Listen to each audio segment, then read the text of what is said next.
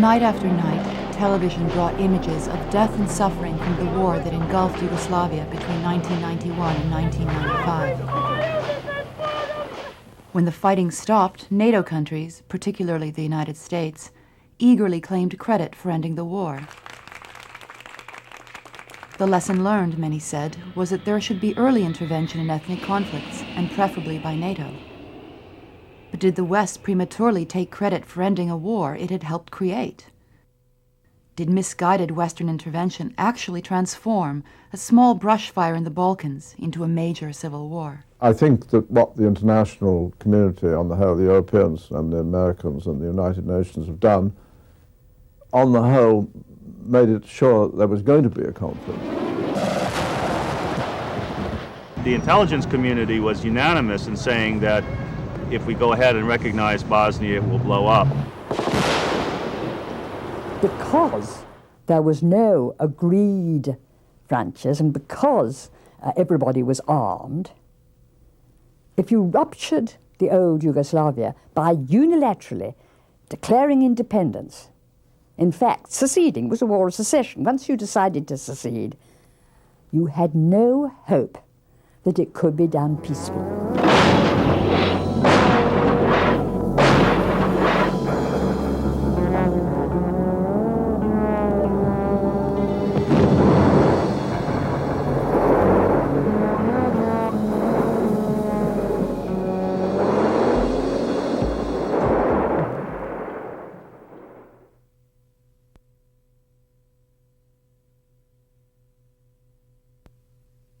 Early 1990 had brought a brief moment of hope and optimism to Europe as the Berlin Wall crumbled and the Cold War ground to a halt.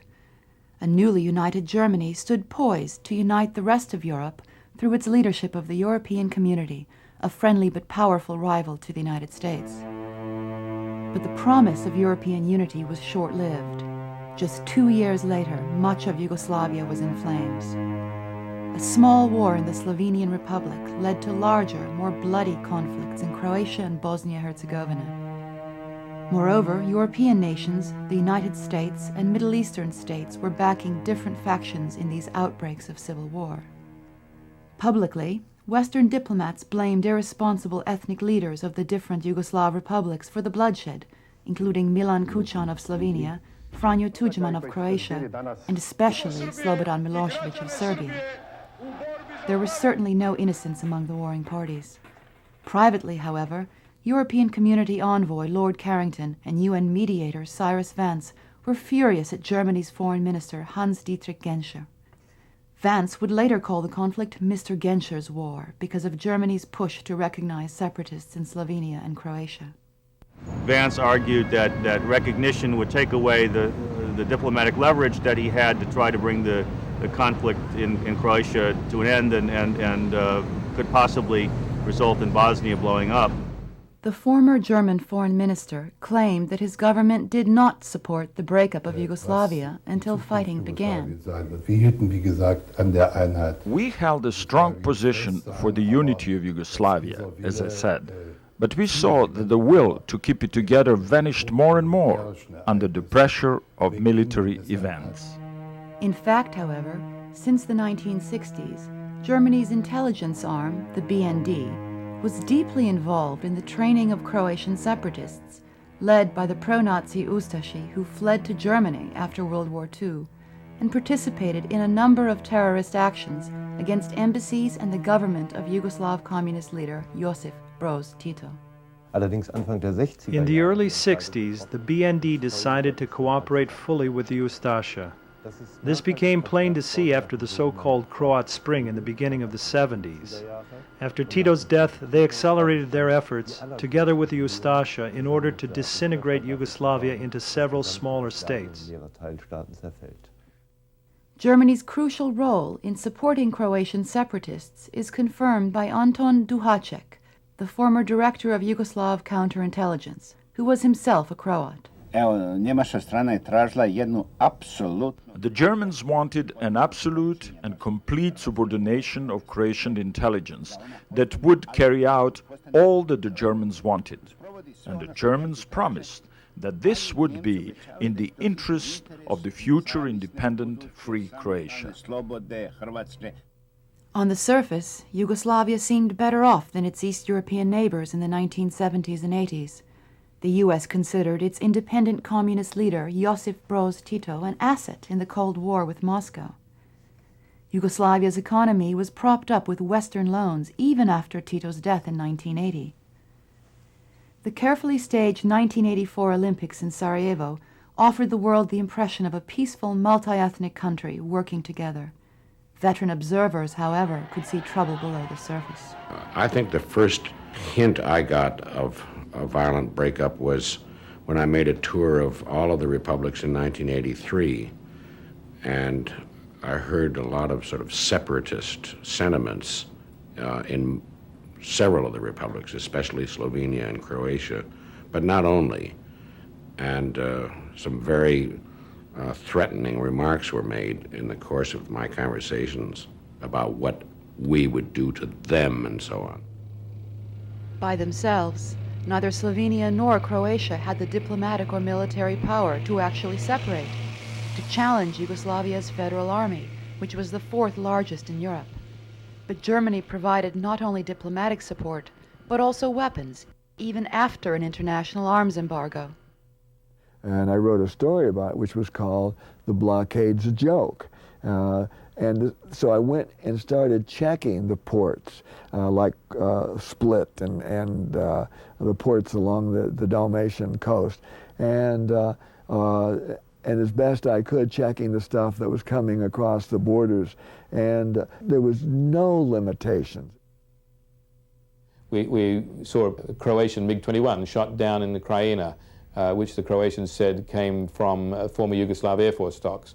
In fact, it was clearly from East German Air Force stocks. It had the East German radar warning receivers on board. So we know that these weapons are coming from the former East German stocks, so that they're, if you like, slightly disguised in the sense that they don't look like West German weapons, but they are coming from West Germany, obviously with the West German government's blessing. There can be no other way in which heavy weapons can be supplied like this. While separatist forces were being armed, Germany was, at the same time, warning the Yugoslav government of Ante Marković not to use force against separatists. Ante Marković, who was himself a Croatian, presided over a divided government which was unable to stand up to German pressure or rally his government for the challenges ahead. He never lined up, coalition support. He always flew solo. So, he could be welcomed in the White House, and was, but he didn't have any backing at home. So in that sense, he was a real failure, and a disastrous one in that he preserved the fiction that Yugoslavia was holding together. The Yugoslav Federal Army, which held the country together, now became a target for those who wanted to break it apart. At a Croatian separatist rally in Split in May of 1991, demonstrators strangled a young soldier of the Federal Army and then tossed his dead body onto the street. This and similar events seem to bear out predictions by the U.S. Central Intelligence Agency. The CIA said in 1990, October, that Yugoslavia faced breakup, probably violent, as early as 6 months from the time of the report. And nobody paid any attention to it in the higher echelons of government. By June of 1991, however, U.S. Secretary of State James Baker decided to make one attempt to prevent a disaster. He flew to Belgrade, the capital of Yugoslavia, to confront leaders of the 6 republics. He said, don't any of you take steps that are not agreed on by the others. However, Milan Kucan and Franjo Tudjman, leaders of the Slovenian and Croatian republics, were confident that they could ignore the U.S. Secretary of State. They declared their independence just days later, on June 25th, because they could count on the support of German Foreign Minister Genscher and Austrian Foreign Minister Alois Mock. The cycle of violence which would destroy Yugoslavia began when Slovene President Milan Kucan ordered his troops to seize customs posts on the Yugoslav borders with Austria and Italy, and the Slovene capital of Ljubljana. Yugoslav flags were taken down and replaced with Slovenian flags. And the Slovenes thought they had a right to take down those flags. The end of an internationally recognized frontier.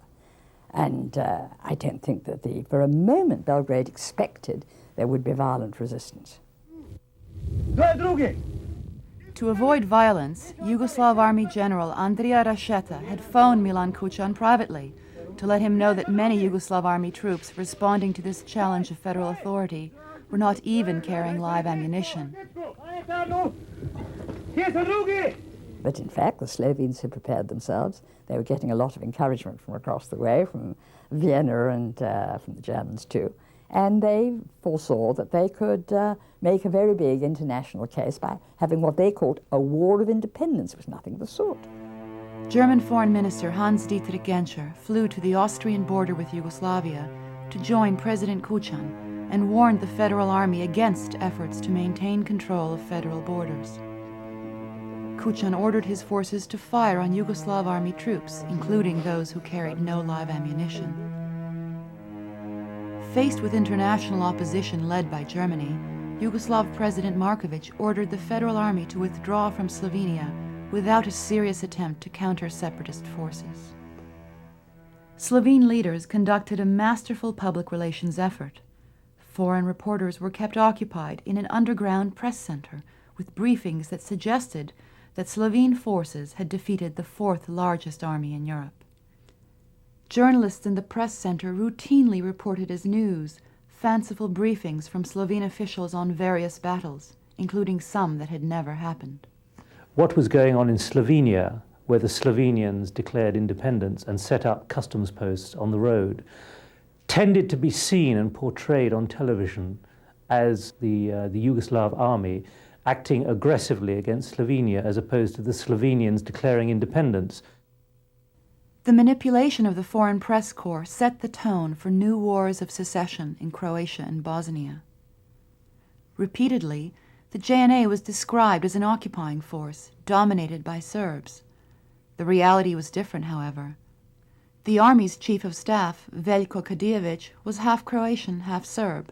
Air Force Chief Zvonko Jurjević was Croatian, and the commander of the Navy, Stane Brovet, was Slovenian. And the Federal Army had held Yugoslavia together under Tito without creating any protests about human rights. Tito insisted on an ethnic balance, and in the localities it was composed of the people of that area. It was absurd to call it an army of occupation.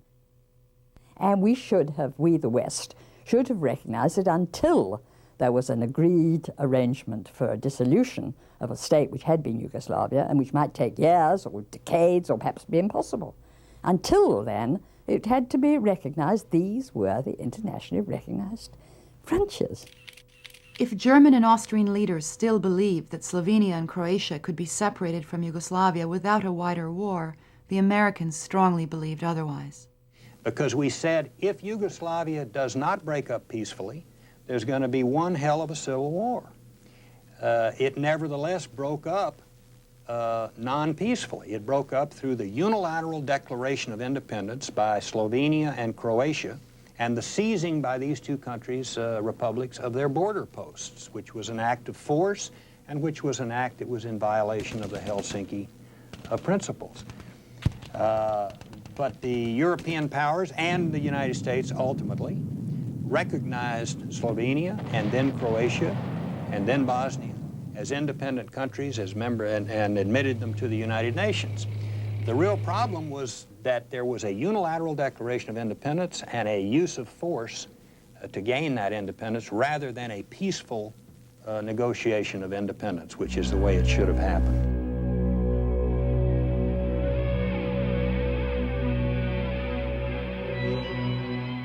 While most of Europe, including England, France, and Russia, opposed the breakup of Yugoslavia, only the Americans were strong enough to oppose Germany. In a decision that would have far-reaching consequences, however, the Americans decided to back away from this challenge. George Kenney, who would later resign in protest over policy, was running the U.S. State Department's Yugoslavia desk at the time. Our marching orders were to keep the U.S. out, to avoid taking any responsibility for a solution to the conflict. The analysts could see that the problem would get a lot worse. They also saw that the Europeans weren't going to be able to handle it. Historically, the United States had supported a multi-ethnic Yugoslavia over a 70-year period to stabilize the region and serve as a barrier to German expansion. In reality, Yugoslavia, a union of South Slavic peoples, would never have come together in 1918 without American support from U.S. President Woodrow Wilson. For centuries, the region had been colonized by Austro-Hungary and the Turkish Ottoman Empire. The Austrians, under the Habsburg monarchy, used a policy of divide and rule to maintain control, keeping the Slovenes, Croatians, Serbs, and Muslims at each other's throats, instead of uniting them in their common interests. The Habsburg Empire kept going and held down a large part of what we came to call Yugoslavia, and there was no possibility of a Slav get-together until after the First World War, when the Austro-Hungarian Empire collapsed and the peoples came together and decided to unite. With American support, Yugoslavia was founded in 1918 and survived German attempts to divide it up during World War II.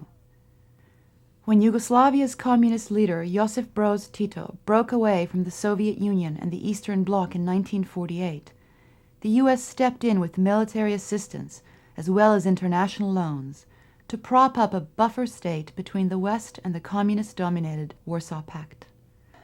As the Cold War came to an end, however, Washington declared a new world order which emphasized economic competition rather than anti-communism. So once that containment of the Soviet Union began to disappear as a need with the decline after mid-'80s, Gorbachev's economic reforms, the NATO Warsaw Pact, talks about reducing arms and force buildup, all of that led to Yugoslavia being essentially irrelevant in its defense posture. And by early 1989, the Americans were really quite explicit. The new ambassador to Yugoslavia from the United States informed the Yugoslav government that the Yugoslav position was no longer needed, that Yugoslavia was no longer strategically important to the United States and Western defense. Yugoslavia had become expendable. International loans were called in, causing triple-digit inflation. The federal government was forced to require austerity measures from the different republics. Particularly those requirements led Slovenia as a republic and eventually other republics to rebel against what was being called economic reform in the constitutional level. Any American efforts to preserve Yugoslavia would also put Washington on a collision course with Germany when German leaders were enjoying their first taste of real political power since World War II. Moreover, U.S. President George Bush had declared a special relationship with Germany, the kind America used to have with England.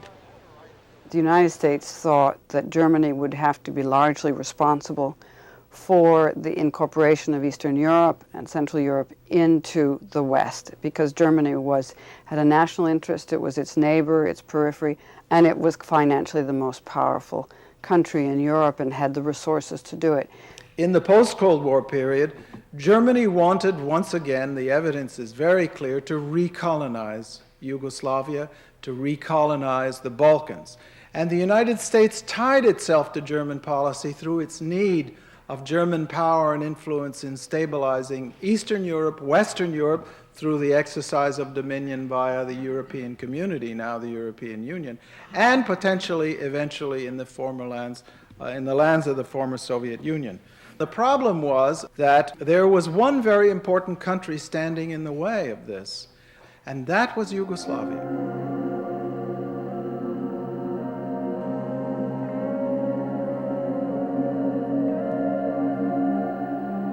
While citizens of Croatia were initially divided over whether to remain in Yugoslavia, the separatists were led by the most extreme elements, remnants of the pro-Nazi Ustashi.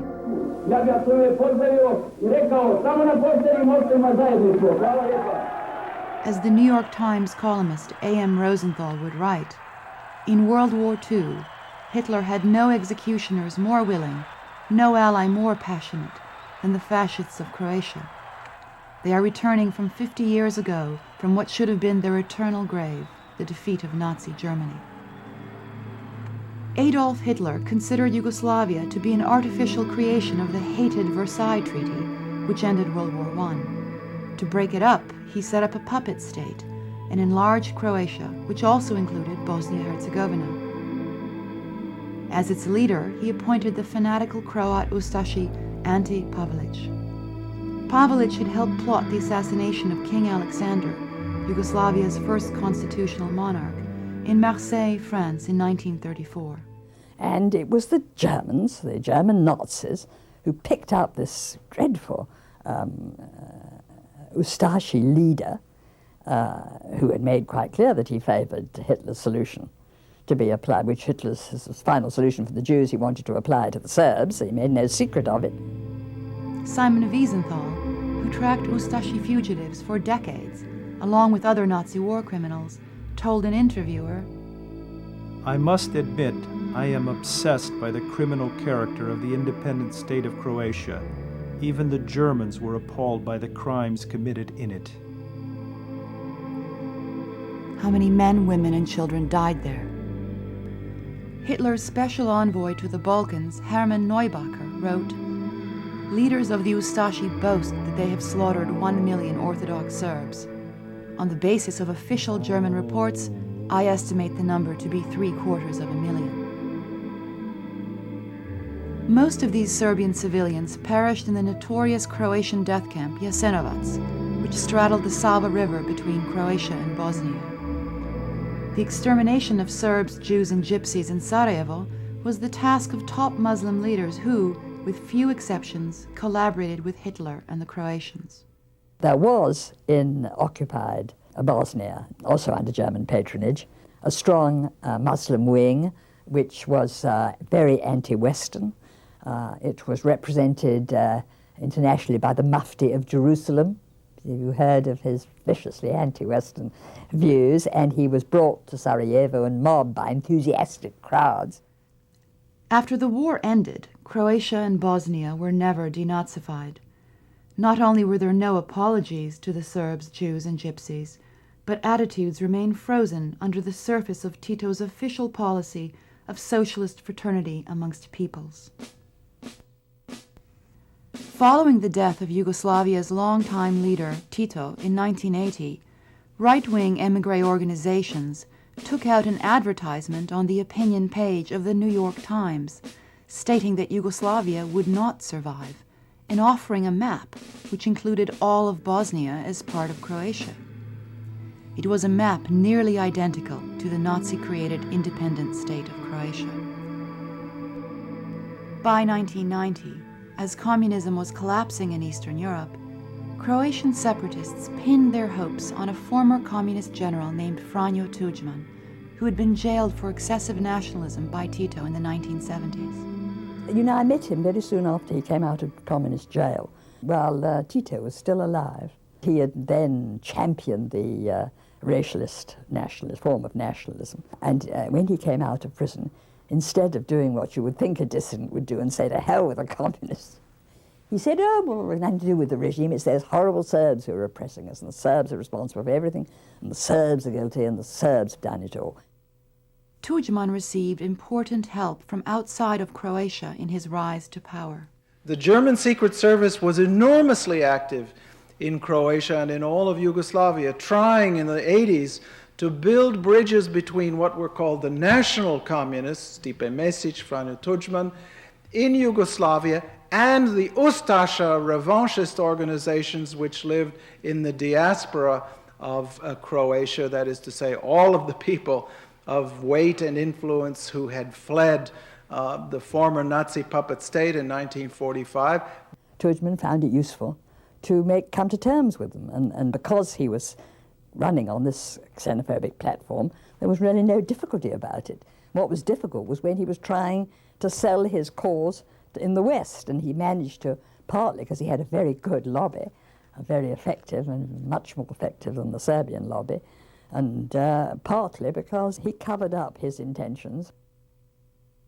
Tudjman often embarrassed his most important supporters, such as German Chancellor Helmut Kohl. For instance, Tudjman had written a book minimizing the crimes of the Ustashi and claiming that the Holocaust was greatly exaggerated. "Thank God my wife is neither a Serb nor a Jew," he told one interviewer. For the national flag, Tudjman chose a replica of the checkerboard emblem that flew over the Croatian death camps of World War II, where Serbs, Jews, and Gypsies were exterminated. Tudjman's anti-Semitic views were covered beneath rhetoric acceptable to the West. With the help of Reuter and Finn, a high-powered American public relations firm, the New York Times found space for General Tudjman's new and misleading image on its opinion page. In the article, Tudjman promised that there would be no purges against the Serbian population in Croatia if it separated from Yugoslavia. Tudjman declared that Croatia was for the Croats. That was his slogan, a racialist slogan. Croatia for the Croats, with the implication people who weren't Croats, and there was a very substantial Serb and Yugoslav mixed variety, didn't feel that they were in fact second-class citizens, and he recognized them as such. A full 6 months before fighting broke out, Serbs were purged from positions in government, news organizations, and the police. Their homes were dynamited in cities such as Zagreb, Zadar, and Dubrovnik. For the first time since World War II, Serbs in eastern Croatia began to flee across the Danube River. Serbs working in Croatian cities were required to sign loyalty oaths. Those who did not sign were fired. Those who did sign were fired later. Serb homes, apartments, and businesses were attacked. Predsjednik Republike Hrvatske, gospodin Franjo Tuđman, dao nam je odobrenje da po prvi put formiramo nenaoružane odrede civilne zaštite Hrvatske demokratske zajednice.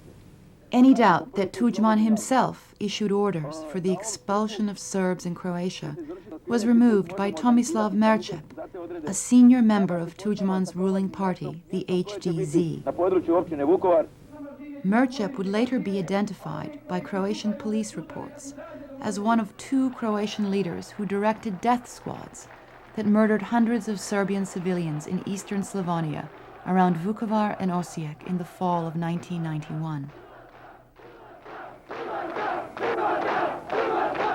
He received little press coverage in the West, but Merčep was, in many ways, the spark that set the fire of war in Slavonia, a disputed region of Croatia where the Yugoslav war began. Merčep's co-leader of the Croatian death squads was Branimir Glavaš of Osijek. Unlike more discreet members of the ruling HDZ party, Glavaš made no secret of his identification with the World War II Croatian Ustaši as he welcomed returning Croatian prisoners of war. Slobodno recite da ste Ustaše I jeste I došli u svoju domovinu. While some French intellectuals were hailing Croatia as part of the new Europe, old and familiar forces were at work. Osijek became a magnet for neo-fascist groups fighting with Glavaš. They included British skinheads, German and Austrian neo-fascists, and followers of the French extremist Jean-Marie Le Pen. C'est comme ça que l'on bâtit l'Europe nationaliste. Et vous y allez directement après, demain Oui, demain nous partons pour Zagreb pour prendre des ordres à l'état-major, mais pas de l'armée croate régulière. Nous allons avec la force de défense croate qui dépend du parti du droit croate, et donc nous partirons quelque part sur le front en Slavonie, je suppose. The United States, which soon adopted Germany's approach to the Balkans, ignored recent history and offered a simple explanation for the fighting which broke out in the predominantly Serbian region of Croatia, which was known as the Krajina. Assistant Secretary of State Richard Holbrooke, who spent the early years of the Yugoslav war as the American ambassador to Germany, represented what became the official American view. The Serbs started this war. The Serbs are the original cause of the war. Those who tried to prevent the war saw it differently. The Serbs in Croatia, and indeed outside Croatia, had a very vivid memory of what happened in 1941-42, when Hitler declared Croatia as an independent puppet state, if you like, and horrors that went on there and the murders of the Serbs were still a very large number of Serbs were murdered at that time. I mean, hundreds of thousands. And I think it was very understandable that when Croatia declared its independence and promulgated a new constitution without any safeguard for the 600,000 Serbs who still lived in Croatia, the Serbs were very perturbed about this. From the beginning, the Serbs were blamed, and they were partly blamed out of ignorance because nobody bothered to look back at the history, to put it within its historical context, and to see why the Serbs who lived in Krajina and the Serbs who lived in the area that is called Bosnia-Herzegovina, why, because of their historical experiences, were so hostile to being under Zagreb or under Muslim Sarajevo rule. In World War II, Serbs offered the first serious resistance to Nazi Germany on the mainland of Europe. Later in the war, the Serbian royalists, sometimes known as the Chetniks, organized the largest rescue of downed American pilots behind enemy lines. But U.S. relations with the Serbs deteriorated greatly by 1989, symbolized by the stormy relationship between Slobodan Milosevic, the new leader of Serbia, and Warren Zimmerman, the new U.S. ambassador to Yugoslavia. I think Warren came out of Vienna from his last post as an ambassador dealing mainly with human rights, and his first action as ambassador was to go to Kosovo and embrace the Kosovo separatist leaders. And this automatically offended the relatively new Serbian leadership under Slobodan Milosevic. By the late 1980s, ethnic unrest in Kosovo had already set the stage for the breakup of Yugoslavia. For Serbs who first inhabited the area in the 7th century AD, Kosovo was the cradle of their civilization, their Jerusalem, and home to their most revered monasteries. A bit of history, unfortunately, is required here. The Albanians pushed Serbs out in the 19th century. The Serbs started pushing Albanians out around 1904. The Albanians surged back in World War II under Italian protection and pushed Serbs out. When the war ended, however, Marshal Tito decided to keep the Serbian refugees from returning to their homes in Kosovo. As a result, Serbs lost their majority in the province. Tito is very guilty of that particular drama of Kosovo. He made it much harder to solve, in fact, almost impossible. To keep a restive Albanian population within the Yugoslav Federation, Tito's 1974 constitution gave Kosovo autonomy as a province of Serbia. However, the autonomy was badly abused by Tito's Albanian communist cadres, who permitted a campaign of violence to drive out the remaining Serbian population. Life was made extremely difficult for the Serb minority, and it was here that the Kosovars began to push to have a pure, all Albanian, meaning racially pure, Kosovo in the areas where there were very few Serbs anyhow. They were pushing them out. And the Serbs used the word that it was ethnic cleansing, and that's what it was. Homes of Serbs were appropriated by Albanians. Orthodox Christian cemeteries and monasteries were desecrated. By the late 1980s, the Serbian population of Kosovo had gone from 50% at the start of World War II to just 10%.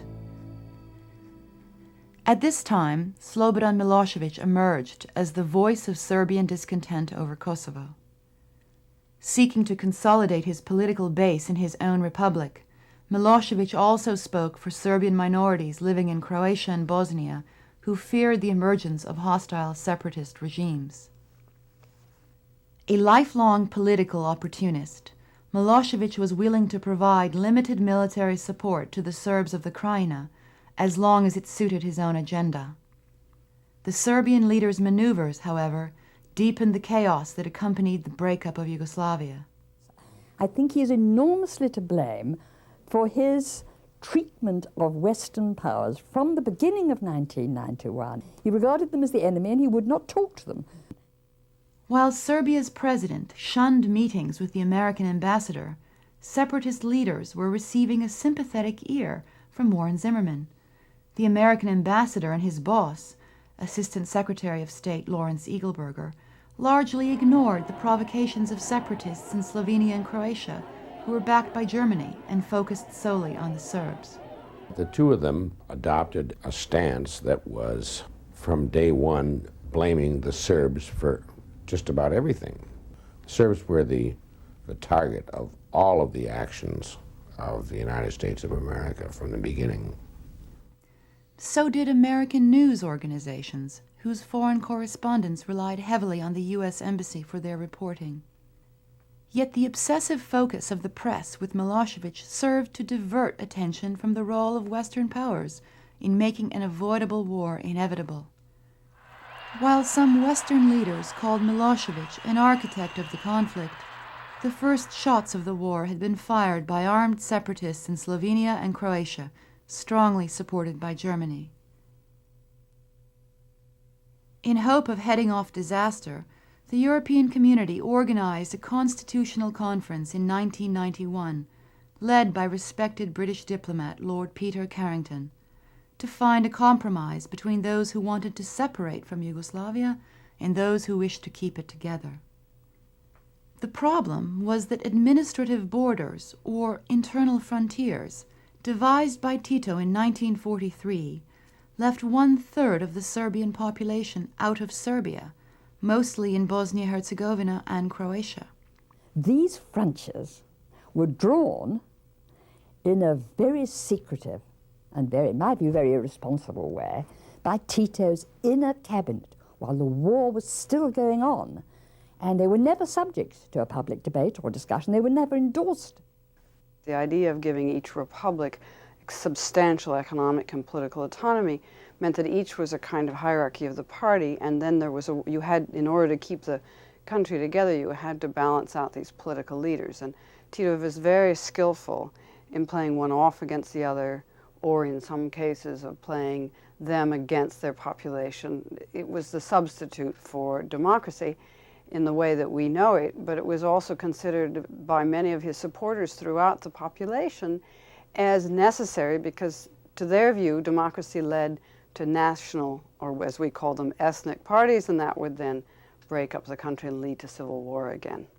As Yugoslavia slid toward civil war in 1991, 2 referendums were held on the same day in Croatia.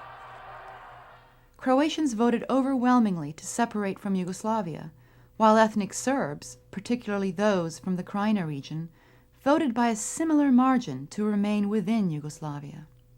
A compromise favored by European community negotiators would have permitted Croatia to leave the Yugoslav Federation, but would have permitted the regions where Serbs formed a majority to remain in Yugoslavia or to gain substantial autonomy. Serbs who lived in an independent Croatia would be guaranteed full citizenship and human rights protections. In the capital city of Zagreb, Croatian President Tudjman seemed reluctantly prepared to accept this compromise, which would have prevented a major military conflict. Germany, however, announced they would recognize both Slovenia and Croatia within Tito's administrative borders before the end of 1991. There would be no compromise. The Serbs were bitter that the first act of a newly united Germany would be to divide the Serbs of Yugoslavia into at least 3 separate countries. A crucial opportunity to divide Yugoslavia by peaceful means was now threatened by Germany's action. It broke up the Constitutional Conference because once you gave 2 out of the 6 republics their independence, those 2 had no further interest in the Constitutional Conference. You had to ask the other republics whether they wanted their independence, which meant you had to ask Bosnia, and it was perfectly plain that Bosnia, there was going to be a civil war in Bosnia if you did do that. UN Secretary General Perez de Cuellar sent a strong letter to German leaders, warning that recognition would be a disaster. Germany and Austria's own ambassadors in Belgrade privately warned against recognition of Croatia. The Germans risked being isolated, but the pressure from Kohl's party and from the huge lobby Croat lobby in the southern parts of Germany, and Bavaria particularly, was such that it was difficult for Genscher to go on postponing the support. By the time the war started, the German public had already been prepared by the repeated attacks on the Serbs in an influential German newspaper in Frankfurt. The strident commentary of Johann Georg Reismüller, which favored Croatia and reviled the Serbs, any Serbs, all Serbs, reminded Peter Handke of the way Nazi propaganda minister Joseph Goebbels once characterized the Jewish race. It was the German press, in the form par excellence of the right-wing Frankfurter Allgemeine Zeitung, and its journalists that fundamentally influenced German policy. Well, I remember talking to the Germans in the foreign ministry, and they said they didn't call it the Frankfurt Allgemeine Zeitung anymore, they called it the Zagreb Allgemeine Zeitung. And it had that reputation, and it was a tremendous pressure group, and I think this was a factor. German support for Croatian separatists received an unusual tribute, a musical thank you on Croatian state television. Danke Deutschland, meine Seele brennt. Danke Deutschland für das Liebgeschenk. Serbian television broadcast Croatia's musical thank you, interspersed with World War II footage of cheering Croatian crowds in Zagreb welcoming Hitler's troops.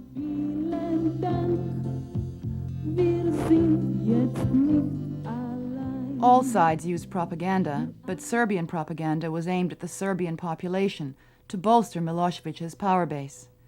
By contrast, Croatian propaganda was designed to win international support. With the help of public relations firm Ruder and Finn, Croatia successfully used the media to manipulate a larger audience, particularly Germany and the US, to gain support for its separatist agenda. This was particularly evident in the reporting of the war around the resort town of Dubrovnik, a favorite vacation spot for German tourists. Working through its Washington PR firm, the Croatian government managed to convince much of the world that Dubrovnik was being destroyed by the Serbs in unprovoked attacks which lasted for months during the fall of 1991. The public has been led to believe that the Federal Army attack on Dubrovnik was not precipitated by anything but sheer malice. However, on August 25th of 1991, Croatian forces attacked a base in the Bay of Kotor, on the Bay of Kotor, and they were repulsed with heavy losses. Yugoslav troops based in Montenegro then fought their way up the coast, confronting Croatian forces near Dubrovnik. Targets outside the old city were hit, consisting mostly of hotels which had been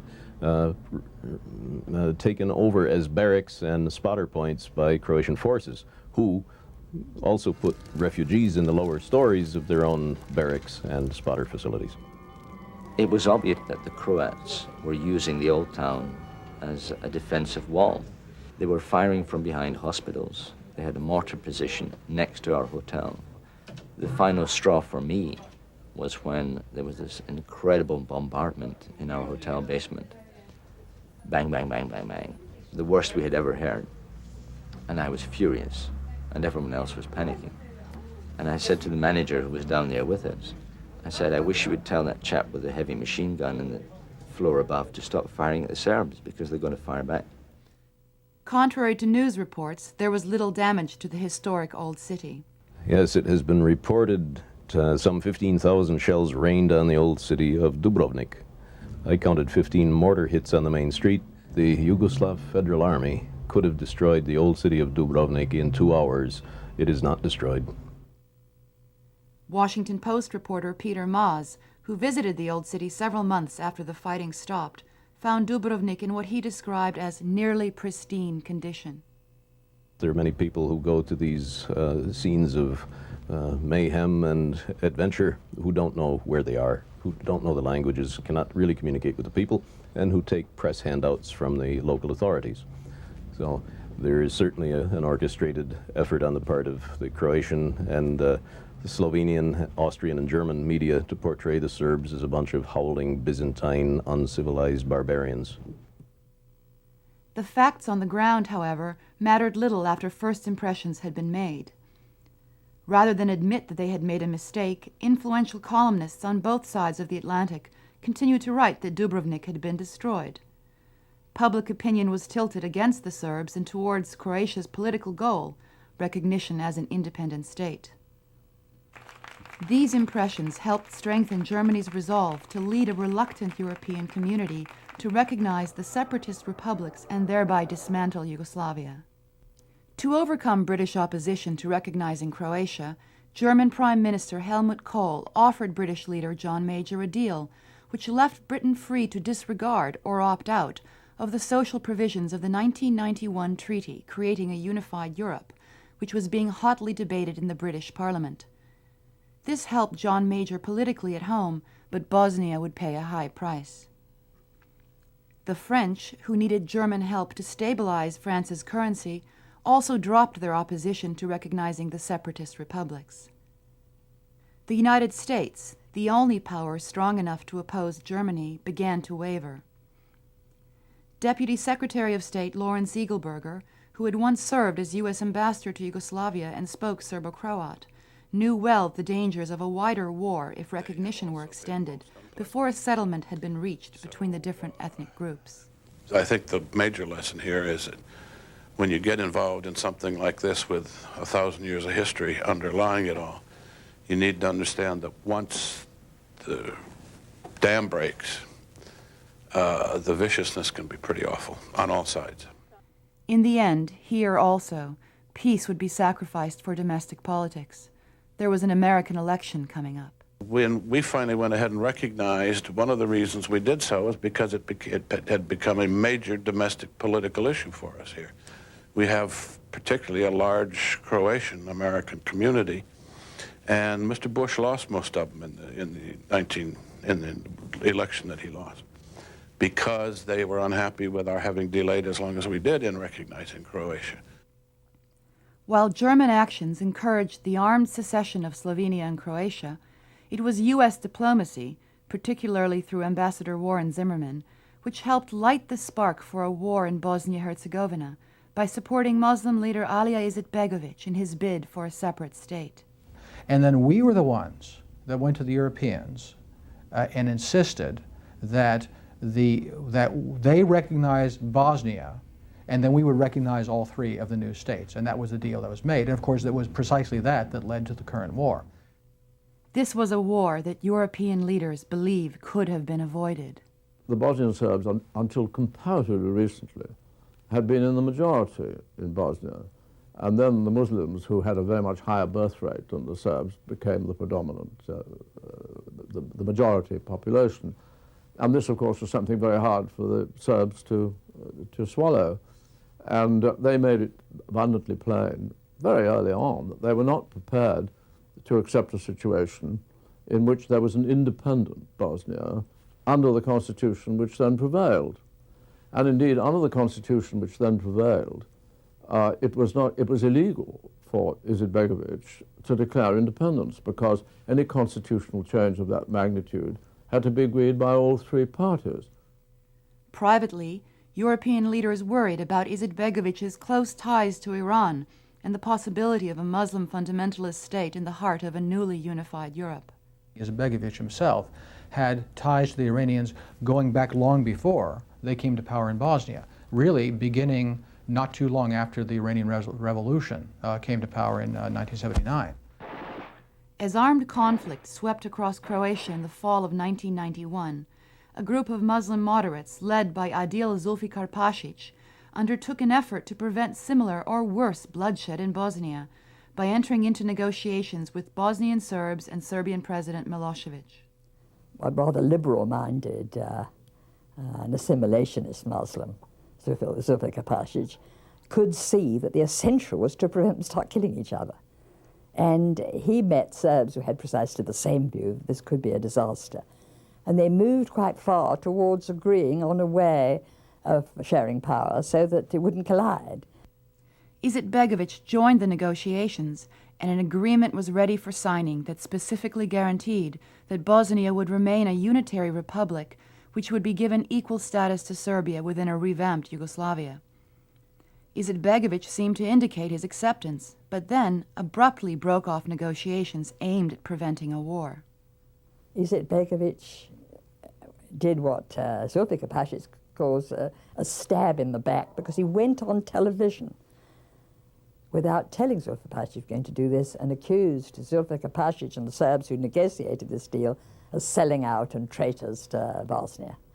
And this, you know, was a terribly dangerous thing to do in 91 and should have put everybody on warning against the kind of peace-loving, multi-ethnic, etc., that he and his followers are always giving towards Western journalists and Western politicians.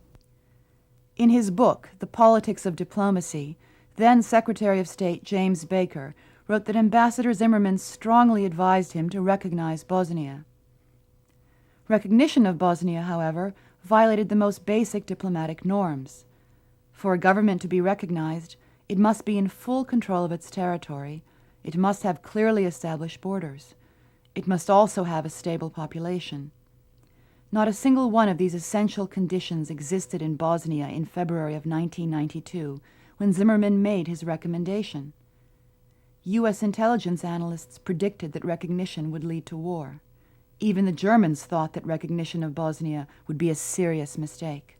Nein, es hat eine Meinungsverschiedenheit gegeben. We did have some different opinions in early 1992, as the Americans supported the recognition of Bosnia, whereas we, the Europeans, believed that we should first establish a framework for the whole region. So basically the policymakers ignored the analysts, and by late January, early February, U.S. policy had come around to the view that we would recognize Bosnia, and we wanted the Europeans to recognize Bosnia along with us. So from mid-February on, we were pushing the Europeans hard to recognize Bosnia, and we were thinking about how we would do that and have the U.S. recognize Croatia and Slovenia at the same time. With American support, recognition of a separate Bosnian state was now inevitable. Lord Carrington tried to avert disaster by appointing Portuguese President José Coutinho to find common ground among the Serbs, Muslims, and Croats before an independent Bosnia was recognized. I asked him to go to Sarajevo and to Lisbon and to have talks about with the three parties in Bosnia to see whether or not some agreement could be reached with a unitary state. I mean, an independent Bosnian state, but in some sort of federal idea in which you've got the three communities to agree. The Bosnian Serbs, Croats, and Muslims all signed the pact known as the Lisbon Agreement on March 18, 1992. This set up a central government of Bosnia-Herzegovina and 3 ethnic cantons on the model of Switzerland. It was the last chance, I think, of trying to preserve Bosnia before the war broke out in earnest. If the Lisbon Plan had been adopted, British author and BBC journalist Misha Glenny wrote later, the war in Bosnia probably would not have happened. But 2 days after signing it, following a meeting with American Ambassador Warren Zimmerman, Izetbegovic changed his mind and disavowed his signature. Izetbegovic turned around and reneged, as he's reneged on other things. Zimmerman later acknowledged to David Binder of the New York Times that Izetbegovic had reluctantly signed the agreement to gain European recognition. More than a year after the bloodshed began in Bosnia, Zimmerman also admitted that the Lisbon Plan was not bad at all, but recalls telling Izetbegovic, if you don't like it, why sign it? Zimmerman told Izetbegovic, look, why don't you wait and see what the U.S. can do for you, meaning we'll recognize you and then help you out. So don't go ahead with the Lisbon Agreement, don't accept the Coutinho plan, and just hold out for some kind of unitary Bosnian state. So this is a major turning point in our diplomatic efforts. The American administration made it quite clear that they thought that the proposals, the Coutinho and my proposals, were unacceptable. With no agreement amongst the Muslims, Serbs, and Croats, and with all sides mobilized for war, the European community voted, as the U.S. insisted, to recognize Bosnia on April 6th, along with Slovenia and Croatia. This act, Roger Cohen of the New York Times later wrote, was as close to criminal negligence as a diplomatic act can be. Indeed, international recognition and the outbreak of the Bosnian War were simultaneous. The world put light to the fuse.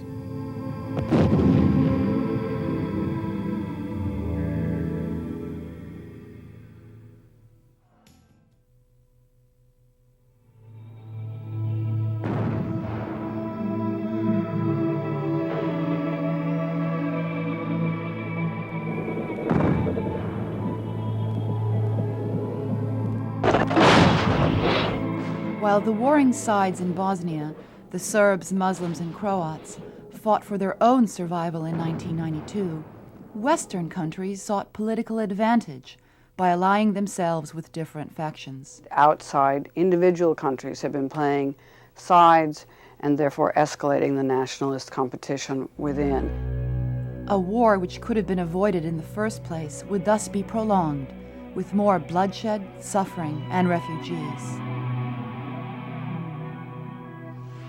When the fighting erupted in 1992, the UN mission in Sarajevo, known as UNPROFOR, was given the thankless task of bringing the warring parties together in some form of compromise. But the UN's attempt to be the honest broker was repeatedly undermined by the competing agendas of its own members, particularly the United States, which pressured NATO into supporting Bosnia's ruling Muslim faction, headed by Alija Izetbegović. The United States, for reasons that are not entirely clear, has always been the very dogged champion of the Izetbegović Islamic faction within Bosnia. Britain, France, and Russia had always tended towards Serbia. The Germans, of course, had always been supportive of the Croats. If the various European interests had been allowed to govern in Bosnia, I think it's very clear it would have eventually led to some sort of an arrangement between the Serbs and the Croats, which would have ended, I think, with a minimum of bloodshed. With strong support from the United States and Middle Eastern countries, however, Izetbegović had a clear interest in prolonging the war, in the hope that the West would intervene on his behalf. And I think the American support, insofar as he's had that kind of support, has been to please their clients in the Middle East. I think that insofar as Izetbegović does hope to internationalize the war, which is his only chance of keeping it going, and he has an interest in keeping it going, and I think depends on continuing this Middle Eastern support. U.S. intelligence was aware that since the middle 1980s, Iran had been training 250 Bosnian Muslims each year. Iran has a number of strategic objectives in Bosnia. Part of that is getting an Islamic state firmly established in Western Europe. The Sarajevo regime headed by Alija Izetbegović is a radical Islamic regime that is tied closely to the Iranians and other radical Islamic elements. You see, for example, in the person of Osama bin Laden, who is a Saudi but has been resident in Sudan, also in Afghanistan, who's the international nature of this radical Islamic movement, which is very supportive of the Izetbegović regime, to which he, in fact, is a member, a component. But the State Department, in both the Bush administration and the incoming Clinton administration, brushed aside these concerns early in the war. It was not until 1996 that NATO leaders, worried about their own troops' safety, raided terrorist training camps in Bosnia run jointly by the Iranians and the Bosnian government. It's an abomination. There are clearly terrorist training activities. These weapons here, in particular this plastic child's toy with plastic explosives and a detonator inserted in it, it has direct association with people in the government. At the outset of the war, the U.S. was promoting the Sarajevo government as a multi-ethnic democracy. The Clinton posture, as is clear to any observer, has always been based on two themes. So one is that the Sarajevo regime is a democratic, multi-ethnic democracy. And the second one is that it is the victim of aggression by Serbia, tentatively by the Croats if they get too obstreperous, but primarily by the Serbs. Long-time observers found this description of Izetbegović's government and his SDA party misleading. The Bosnian presidency was supposed to rotate on a yearly basis, first to Serbian and then to Croatian leaders. But the fighting allowed Izetbegović to claim emergency powers for himself and his party, the SDA. It's a wartime emergency government. I mean, by the constitution that's still technically valid in Bosnia-Herzegovina, he should have ended his presidency in December 1992.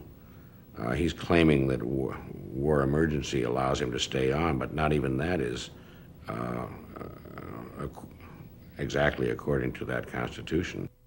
Contrary to statements by the U.S. State Department, Izetbegovic rejected a multi-ethnic Bosnia in his book, The Islamic Declaration, written in 1970, where he states, "There can be neither peace nor coexistence between the Islamic religion and non-Islamic social political systems." Izetbegovic's defenders claimed that he had modified his views, but in fact, the Islamic Declaration was officially reprinted in time for the 1990 election campaign without any changes. The administration must be aware of that, and their protestations about the democracy and human rights and multi-ethnicity of that regime are patently absurd, and they know it. Izetbegovic further identified himself with extremist views in 1990, when he gave an interview to a magazine which celebrated Muslim World War II collaboration with Nazi Germany. The cover of the magazine pictured Serbian leaders with severed heads. There are no Croats or Serbs visible in that Izetbegovic government with any real authority. The Bosnian army, as it calls itself now, is mainly Muslim, Muslim manned, Muslim officered. I don't want to give you the impression that I think all the people who are fighting on Izetbegovic's side in this army are all of them fighters of the Holy War and Mujahideen. They're not. I think that a great many of them just feel, they belong in Sarajevo and they're appalled by the attacks that have had during the war against Sarajevo. And there are lots of young people who really genuinely believe they're fighting for a society in which all Bosnians can live together, and genuinely are multi-ethnic. But they are fighting in a cause which is to make Izetbegovic president of the whole of Bosnia-Herzegovina, which is not a Muslim country. It's mainly Christian, as you know. If you put the Serb Orthodox and the Catholic Croats together, you have a majority, an absolute majority. And it's ridiculous that it should be Izetbegovic's under Izetbegovic's undivided sovereignty. Instead of reaching out to potential allies and presenting their case to remain as part of Yugoslavia, the Bosnian Serbs relied on their initial advantage in weaponry to pursue a military victory. I think it's a civil war. I think everybody in what was Yugoslavia has a case of a sort. I think you can make a case out for the Serbs, you can make a case out for the Bosnians, you can make Muslims, you can make a case out for the Croats. But the difficulty is that they all were so extravagant in what the reactions to what all the others did.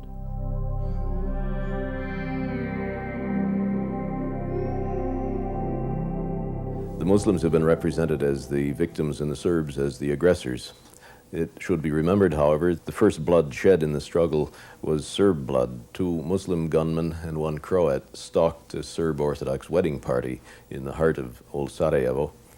The father of the groom was killed. The Orthodox priest was wounded. The killing of Nikola Gardovic on March 1st was a prelude to the war in Sarajevo. Despite promises from the government, the killers, who were well known, were not arrested. The following day, roadblocks were set up by both Muslims and Serbs.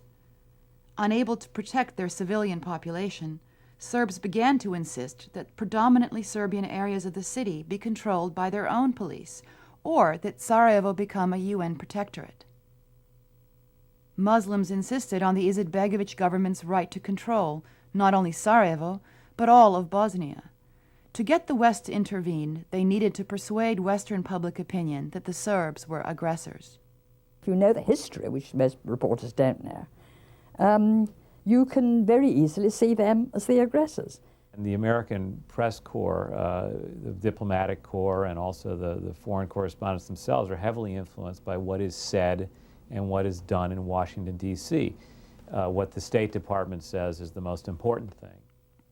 In his autobiography, U.S. Secretary of State James Baker says that he instructed his press secretary, Margaret Tutwiler, to help Bosnian Foreign Minister Haris Silajic utilize Western mass media to build support in Europe and North America for the Bosnian cause.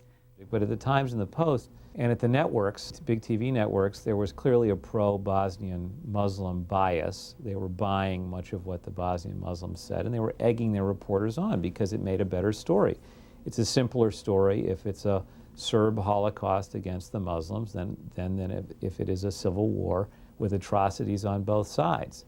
Even if we find out when there's a real reckoning of what happened, that a preponderance of, or a higher proportion of the atrocities were committed by the Serbs, it doesn't mean it wasn't a civil war. It doesn't mean that there weren't two sides of the story. This is part of our history, it's part of our culture, it's promoted by the entertainment industry, and so in the scene of Bosnia we had to have a good guy and a bad guy, and we like to have a victim. So it was very easy there to say, wait a minute, the Muslims are the victims, the Serbs are the bad guys, and the Croatians are kind of the good guys because they're like us and so on. There was a sense that some of their reporting was censored to a certain line which was anti-Serb, as opposed to actually trying to create balance of what the Bosnians were doing at the same time. The press would have us believe that the Serbs have seized 2/3 of Bosnia. The fact is the Serbs have lived in that territory for 1,500 years. Another fact is they are farmers and they are spread all over the landscape, so they have always been on 2/3 of the landscape. The statement that has become an absolute cliche that the Serbs have taken over 70% of Bosnia. Again, the underlying assumption is that there were no Serbs in Bosnia before the conflict started, when in reality, much of the land of Bosnia was Serb land before the fighting ever began. But the implication is that the Serbs dropped in from some other planet and just took over nearly 2/3 of the country. Based on what he now calls highly biased reporting, Kenny became a hardline critic of the Bosnian Serbs, whom he considered aggressors.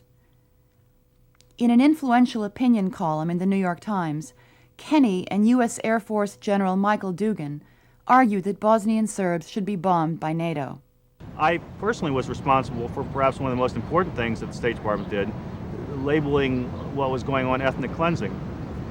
I had tried to gin up public opinion, and part of my job was to draft material for the spokesman, Margaret Tutwiler.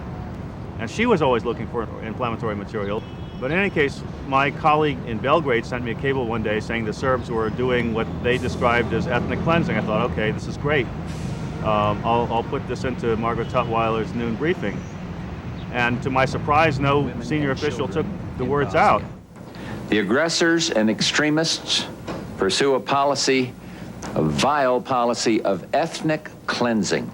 From that point on, the term ethnic cleansing entered public discourse, but it was not in use before. And I think that image somehow stuck, and then further down the road, people tried to convert that into an image of genocide, which doesn't really correspond to reality. The reality was that all sides had been carrying out ethnic cleansing since the beginning of the war. And there's ample evidence that that's going on in all sides. It's going on in the United Nations protected areas. It's going on in the areas of Bosnia. Media perceptions influenced policies in Western countries towards Bosnia in ways that widened and prolonged the conflict. The one force capable of keeping order in Bosnia might have been the Yugoslav army, based in Sarajevo, which had the officers, men, and equipment to counter the many militias, Serb, Muslim, and Croat, that formed in the spring of 1992. General Kadijevic tried to do just that in meetings with leaders of all sides. However, under the threat of sanctions and pressed by the U.S., the JNA was forced to demobilize. In Sarajevo, most of the heavy weapons fell into the hands of Serbian forces, while in other areas, Croats and Muslims inherited JNA weapons in armament factories. Instead of a standing army which could be held accountable for keeping order, a lightly armed force of UN peacekeepers was given the nearly impossible mandate of separating the warring sides. UN General Louis Mackenzie criticized Serbian forces for their use of heavy artillery in areas of Sarajevo, But he also wrote later that most of the 19 ceasefires he had negotiated were broken by Muslim forces because their policy was and is to force the West to intervene. There was an obvious short-term advantage in perpetuating the fighting in some areas in order to encourage the world to intervene. I don't think that's an illogical deduction at all, and I think most people would agree with that. The fighting in Sarajevo was described by news organizations as a siege, but the reality was that of a divided city with front lines that changed little in the course of the war. Serbs fired from areas they held into areas controlled by Muslims, while Muslim forces fired into areas controlled by Serbs. And I think people don't really understand that, in fact, Serbian community in Bosnia suffered in exactly the same way that the other two communities suffered. Veteran military correspondents, such as Colonel David Hackworth of Newsweek, observed that with 300 tanks at their disposal, quote, taking out Sarajevo would be easier than sliding down a greased pole. General Mackenzie agreed that the Serbs could have captured the city in a matter of days early in the war, if that had been their intention. Bearing in mind the ex-JNA equipment that was there, and the, as admitted by the presidential side, the overwhelming superiority in gunnery and in tanks that was available in Lukovica, then certainly a very formidable assault could be made against the city with a fairly good chance of success. Many observers wondered why a government under siege would shell its own airport. On several occasions, the UN documented and reported and made clear publicly 2 or 3 days later that there were cases where the Bosnians had been mortaring into areas where you wouldn't expect them to be mortaring, like the airport. In his book, Balkan Odyssey, Lord Owen wrote that Muslim forces, quote, would from time to time shell the airport to stop relief flights, to focus world attention on Sarajevo. Sarajevo became, after all, a sort of icon of the problems of Bosnia because there was a satellite dish which was shipped in very early on in the crisis. It was easy, if you like, to have ready access to the war on a day-by-day, real-time, instant, minute-by-minute basis, if possible. And what was going on in Sarajevo was somewhat posturing for the international media. Whether we like it or not, the presence of CNN, ITV, BBC, and the Sky News Network and many others, it was an intimidating factor for any military operation going on in Sarajevo that would be seen by the world, and the world would pass judgment based on what was going on in Sarajevo. As a soldier, it probably made a lot of sense to tie up the media in Sarajevo, and then whatever your objectives were in the rest of Bosnia could be done without the presence of the media. The first serious atrocities in Bosnia took place outside the capital before fighting in Sarajevo began. The first massacre of the war, which was carried out on March 26th in Sjekovac near Bosanski Brod in northern Bosnia, was ignored by Western news organizations. Interestingly, the slaughter of 5 Serbian families and the burning of the village by Croatian forces was reported by the pro-government Sarajevo newspaper Oslobođenje. A week later, on April 2nd, Croatian forces captured the town of Kupres in central Bosnia. After the town was recaptured, Serbian television offered footage of Serbian soldiers and civilians who had been mutilated to Eurovision in Geneva for worldwide transmission. But they were turned down by officials in Geneva who said they already had the story from the Croatians. The Serbs have been fragmented in their response to the media. They were hampered in the first instance by the fact that the television uplinks were in Sarajevo and Zagreb, and they were not able to get their message out in the first stages of the breakup of Yugoslavia. But since then, they were slow to learn how to use the Western media. In a murky, complicated, violent situation, it's a lot easier for a lazy reporter or a lazy editor to get it from the press agents. And the Bosnians had a better press operation, pure and simple. Reports of Serbian atrocities in cities such as Prijedor in northern Bosnia and Zvornik on the Drina River were broadcast repeatedly in Western countries. Meanwhile, the Serbian population of Mostar, the capital of Herzegovina, was virtually eliminated in violent attacks by combined Muslim and Croatian forces in June of 1992. But with the exception of the British Guardian, this event went unnoticed in the West. Mostar presented an enormous problem because it was even more dangerous than Sarajevo. In fact, there are many in the United Nations and those observers within Bosnia who say that the situation in Mostar was far worse than Sarajevo, if that's possible. It almost seems hard to imagine. Some of the worst atrocities were undertaken by Muslim paramilitary units in eastern Bosnia against Serbian villages such as Kamenica and Milici. Bloody Serbian reprisals in Srebrenica made international headlines in 1995, but for the first 3 years of the war, Srebrenica was the stronghold of Muslim warlord Nasser Oric, who drove out the Serbian population and carried out scores of massacres against surrounding villages, including the killing of 500 Serbian civilians on Orthodox Christmas Eve in 1993. Serb public relations was so poor that they weren't doing what they needed to do to get Serbs on television. They needed to hire a Washington PR firm, the way the Muslims did, or a New York PR firm, and get their people on the air. They didn't do it. So partly it's a mechanical failure on the part of the Serbs, but of course partly it's a refusal by the networks and by the big newspapers to acknowledge that there was another point of view. Reporters in Bosnia have largely been based in Sarajevo. There's very few that have gone into the Serb areas and spent any time in Serb areas, and that's considerably biased their reporting as well. When news did emerge from the fighting in the Bosnian countryside, it was sometimes dangerously misleading. Brutal conditions in 2 Serbian-run prison camps, Omarska and Karaterm, were brought to public attention in early August of 1992 by Newsday reporter Roy Gutman. Gutman would later win a Pulitzer Prize for his work.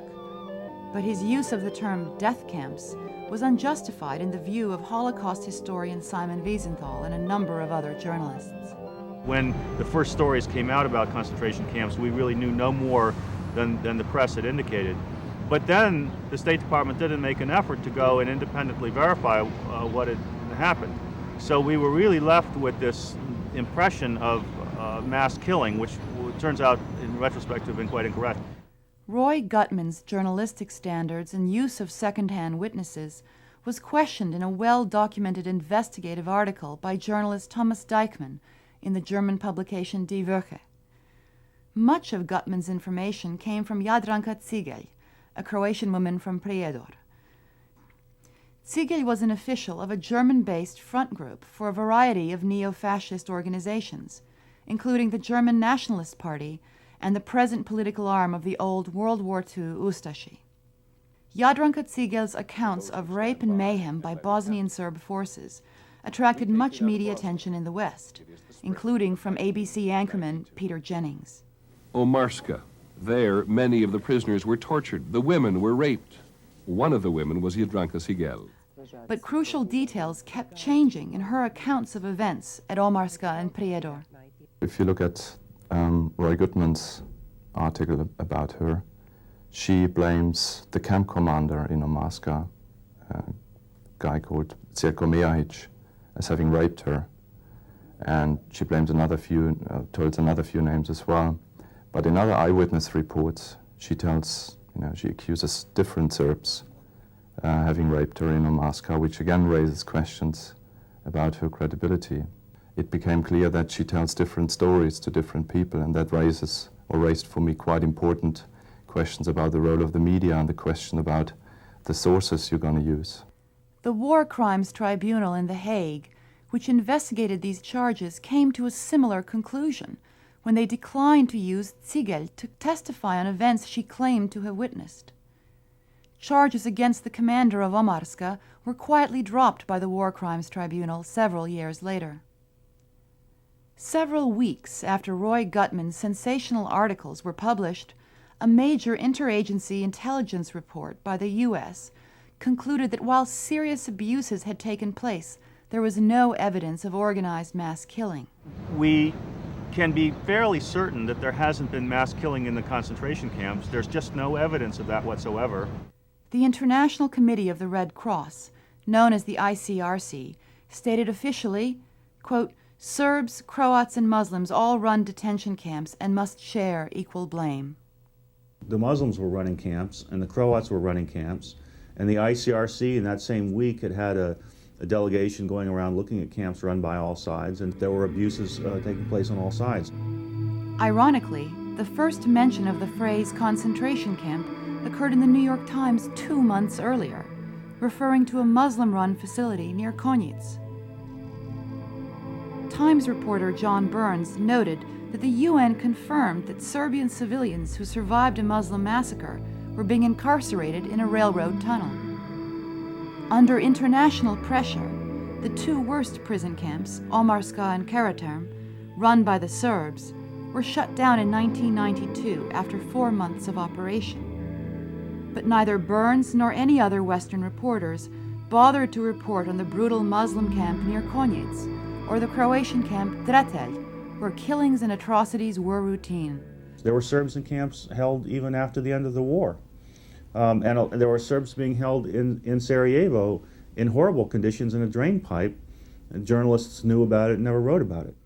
There is no use anybody pretending that there are innocents in this business and that there is one side that is pure white, the victims, and the other side, pure wrong, black, the aggressors. That is not the case.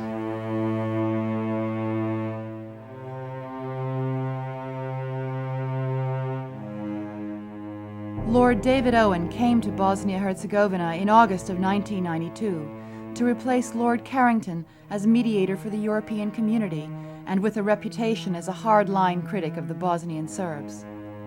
But Owen quickly learned that Muslim forces routinely staged incidents to turn world opinion against the Serbs. Media reports, for instance, had accused the Serbs of targeting Koševo Hospital in Sarajevo. The UN monitors actually saw a mortar crew come into the hospital in Bosnian government military forces uniform and fire over the Kosovo hospital into an area presumably Serb. The mortar was packed up very quickly.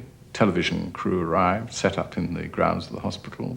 A few minutes later, retaliatory fire from the place where the mortar came, and of course landed on or near the hospital, all filmed on television. Owen learned a strongly worded letter had been sent to the government of Alija Izetbegović by the UN commander in Sarajevo, General Philippe Morillon, stating, quote, I now have concrete evidence from witnesses of this disreputable and cowardly act. I must point out to you the harm that such blatant disregard for the Geneva Convention does to your cause. But there was, in fact, little damage to the Bosnian Muslim cause, because the UN did not make the letter public. When I said to General Morillon, who's, I think, exceptionally able soldier in every way, well, why don't you make this public? He shrugged his shoulders in a sort of Gallic way, and he said, we have to live here. Such caution was warranted.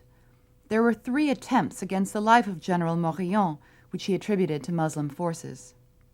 In his book, The Fall of Yugoslavia, BBC reporter Misha Glenny observed that the majority of UN and relief workers who had died in the conflict were the victims of the Muslim units. The Bosnian government was quick to understand that most of the world viewed them as innocent victims. Throughout the war, they used this perception to undertake offensive actions and then portray themselves as victims.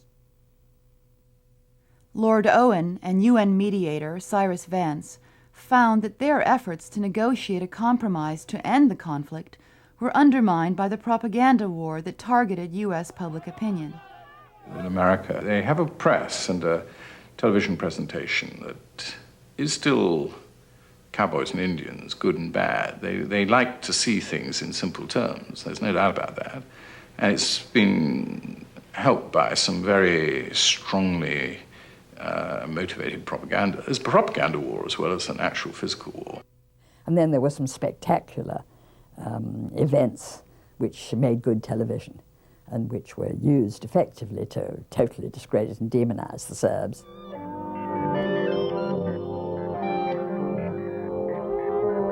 Psychological operations and psychological warfare are the dynamic elements of a psychological strategy. For want of a better word, this is image manipulation, of which propaganda is a big part. You also have agitation propaganda, which involves the actual creation of incidents to get media attention. In the Bosnian capital Sarajevo this morning, a moment of terror, just seconds after Serbian mortar shells landed there. The mortar landed within yards of the presidential building where the British Foreign Secretary, Douglas Hurd, was having talks. But the mortar shells were not fired by the Serbs. French UN soldiers and a Canadian sergeant described the incident to Newsweek's military correspondent, Colonel David Hackworth.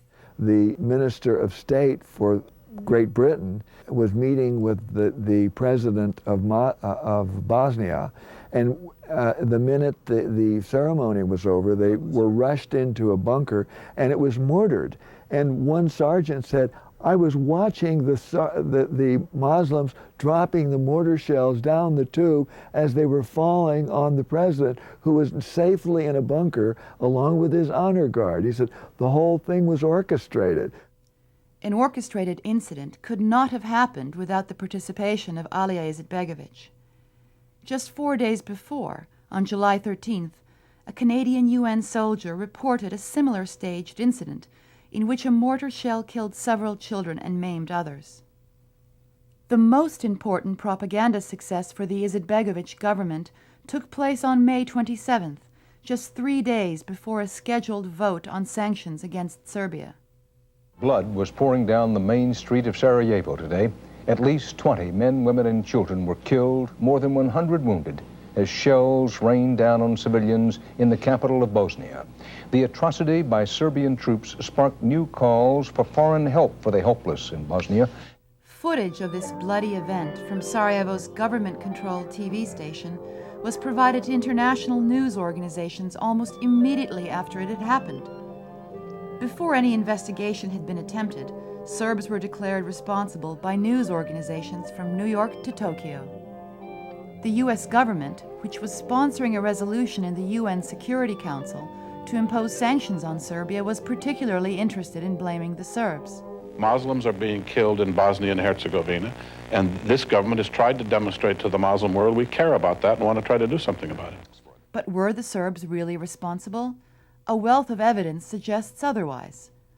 To begin with, Serb leaders were desperately trying to prevent a vote on sanctions and had persuaded Russian Foreign Minister Andrei Kozyrev to negotiate a ceasefire the day before the Breadline massacre. Indeed, no shelling had been reported that day by the UN until the marketplace explosion. More importantly, the physical evidence failed to confirm the initial reports of a Serbian mortar shell. Dr. Borisa Starovic, the dean of the Sarajevo Medical Faculty, who treated victims of the Breadline massacre, wrote later in the American journal Chronicles, quote, "I found it very odd that there were no lacerations or puncture wounds on any of the victims. Neither were there any head or chest wounds, only trauma to the lower extremities. The wounds were obviously not caused by artillery shells. They were the result of pre-planted demolition charges." A classified report by UN Commander Satish Nambiar to UN headquarters in New York, obtained by the London Independent 3 months later, stated that the Breadline massacre and a number of other bloody incidents had in fact been linked to Muslim forces loyal to Alija Izetbegović. Other details confirming a staged incident began to emerge as witnesses came forward. The announcement of free bread had been broadcast 5 times the previous day on the Muslim radio station Hayat. But when the crowd gathered the following day, they were left waiting for bread that never arrived, while Muslim officials blocked off the street, according to witnesses who were standing in the breadline. Bili su pripremljena i sanitetska kola i televizijska i to je sve bilo režirano. Witnesses also observed a 2-person television crew taking cover in a nearby doorway, the entrance to the publishing company Svietlost, just before the explosion in the breadline. They were in position to film the gruesome scene almost immediately. There were suspicions because the media happened to be there. The street had been closed off, then it was open. the bread line formed, and then there was an explosion. In fact, 3 major staged incidents would take place in marketplaces within a 2-block radius of the breadline bombing. Each would affect the international response to the war in Bosnia. We've found in this particular conflict that these incidents occur invariably before a major decision is due to be made by the United Nations, by the European community, or by within the peace talks and something of that nature. So what we have is an incident in which a number of Muslims get killed, the Serbs are blamed, the peace process breaks down. So peace accords are never reached because there is always this incident to break up the momentum. Now, the Serbs have continually got the blame for this. The United Nations has continually responded by saying that these are staged incidents, but the United Nations report doesn't get the same impact as the original event. Sanctions against Serbia would have an effect opposite of what the U.S. had hoped. The Bosnian Serbs intensified the war. Despairing of finding a political settlement, and with time working against them, the Bosnian Serbs were encouraged to use their military might to score a quick military victory. Muslim forces, on the other hand, would be encouraged to prolong the war as sanctions wore down the Serbs. Because they had troops on the ground in harm's way, the UN and the European community were anxious to settle the conflict in Bosnia through negotiations that would involve compromise. Serbs would have to give up land they controlled, and the Muslim-dominated government would have to give up their claim to rule the whole of Bosnia. The Vance-Owen Plan, which was negotiated in December of 1992, would have ended the fighting by an agreement to decentralize power into 10 administrative units that would be dominated by the different ethnic factions. Although Radovan Karadzic reluctantly agreed to sign the plan, the Serbs were unhappy with the fact that they were divided into isolated enclaves that would be hard to defend. But it was American opposition to the plan that undermined the UN and European diplomats repeatedly. We were being accused of favoring ethnic cleansing and territorial aggrandizement, and here we were forcing the Serbs back by 39%. Now, I mean, I used to always say, give me an example of any plan that has rolled back an undefeated army that amount. If the UN and the European community had been allowed to bring peace to Bosnia, these institutions would have been strengthened. There would have been less need for American influence and an American-dominated NATO. A European settlement of the Bosnian War would have helped Germany and France in their plans for a Western European Union, which would enable Europeans to defend themselves. Vance-Owen was not made in the United States of America. It was not made in USA. That the Clinton administration was coming in fresh with its own agenda, and the Clinton folks would decide what was good for Bosnia-Herzegovina, for the Balkans, for the world. And I think that point of view pervaded the incoming Clinton administration. Domestic politics in the U.S. also played an important role.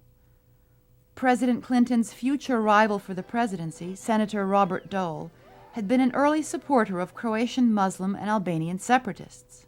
I think whatever happens in Bosnia, a large part of the blame is going to be right on the doorstep of this administration, including Secretary Perry. And my view is when you just write off a nation, it's wrong. The Bosnian Muslims could count on Dole to use his considerable influence to oppose administration policy in Congress.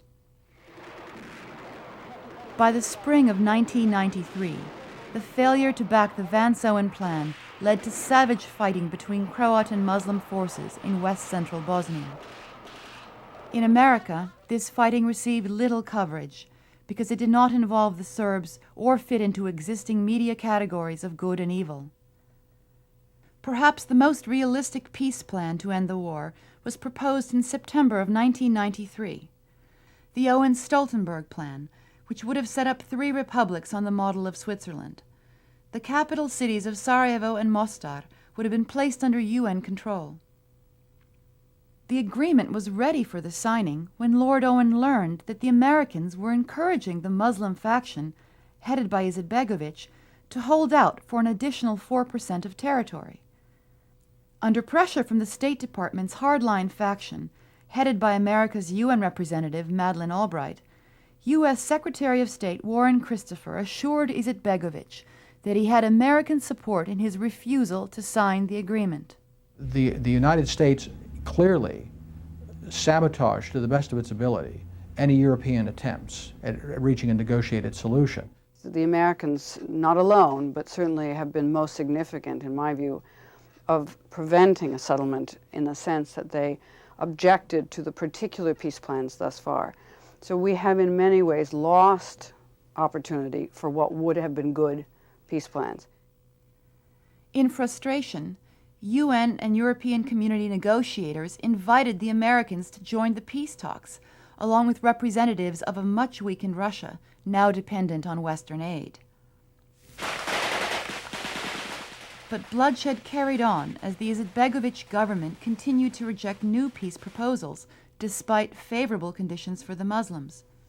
After all, with tacit American support, Muslim forces were increasingly receiving illegal arms shipments from Islamic states, particularly Iran, but also Turkey, Malaysia, Sudan, and Saudi Arabia. French UN soldiers reported to Lord Owen that American airdrops of humanitarian supplies in eastern Bosnia were often a cover to provide illegal arms to Muslim forces. Some European community monitors were also used to smuggle weapons. According to the German TV network WDR, one such monitor was Christoph von Betzold, who served as an intelligence agent of the BND directing special operations. One of the largest smuggling operations involved the use of mammoth American-made C-130 transport planes to bring weapons into the airport at Tuzla, another Muslim enclave which was given official status as a UN safe zone. Our supposition was that an arms delivery had taken place and that given the difficulty of the operation and also that jet fighters had also been seen in the vicinity at the time, that the operation probably involved the United States in some way, and that at the very least it was probably an American-sanctioned operation. And indeed that was the gist of our reporting to New York. They were definitely flying in small arms ammo, anti-tank weapons and ammo, and it was a regular shuttle. Against overwhelming evidence to the contrary from UN and British intelligence sources, U.S. envoy Richard Holbrooke denied the involvement of the U.S. in the illegal arms shipments to Muslim forces at the airport in Tuzla. The United States didn't do this. We couldn't have done it. If we did a thing like this, American law would require the president to inform Congress under the covert action notification laws, and it would leak, and it didn't happen. It never happened. If there were planes in Tuzla, and I've heard these same reports, they were certainly not American planes. Holbrooke would later deny that the U.S. helped facilitate Iranian arms shipments to Muslims, despite detailed reports on these activities from the Los Angeles Times as well as European papers. The most important weapon for the Izetbegovic government remained the media.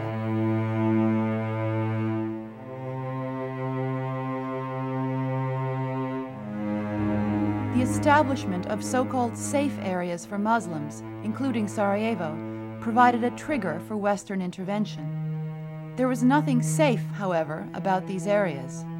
The Serbian residents of these enclaves had already been killed or driven off early in the war. Out of a population of 30,000 Serbs in Bihać, only 1,000 remained, according to reports of the UN High Commissioner for Refugees.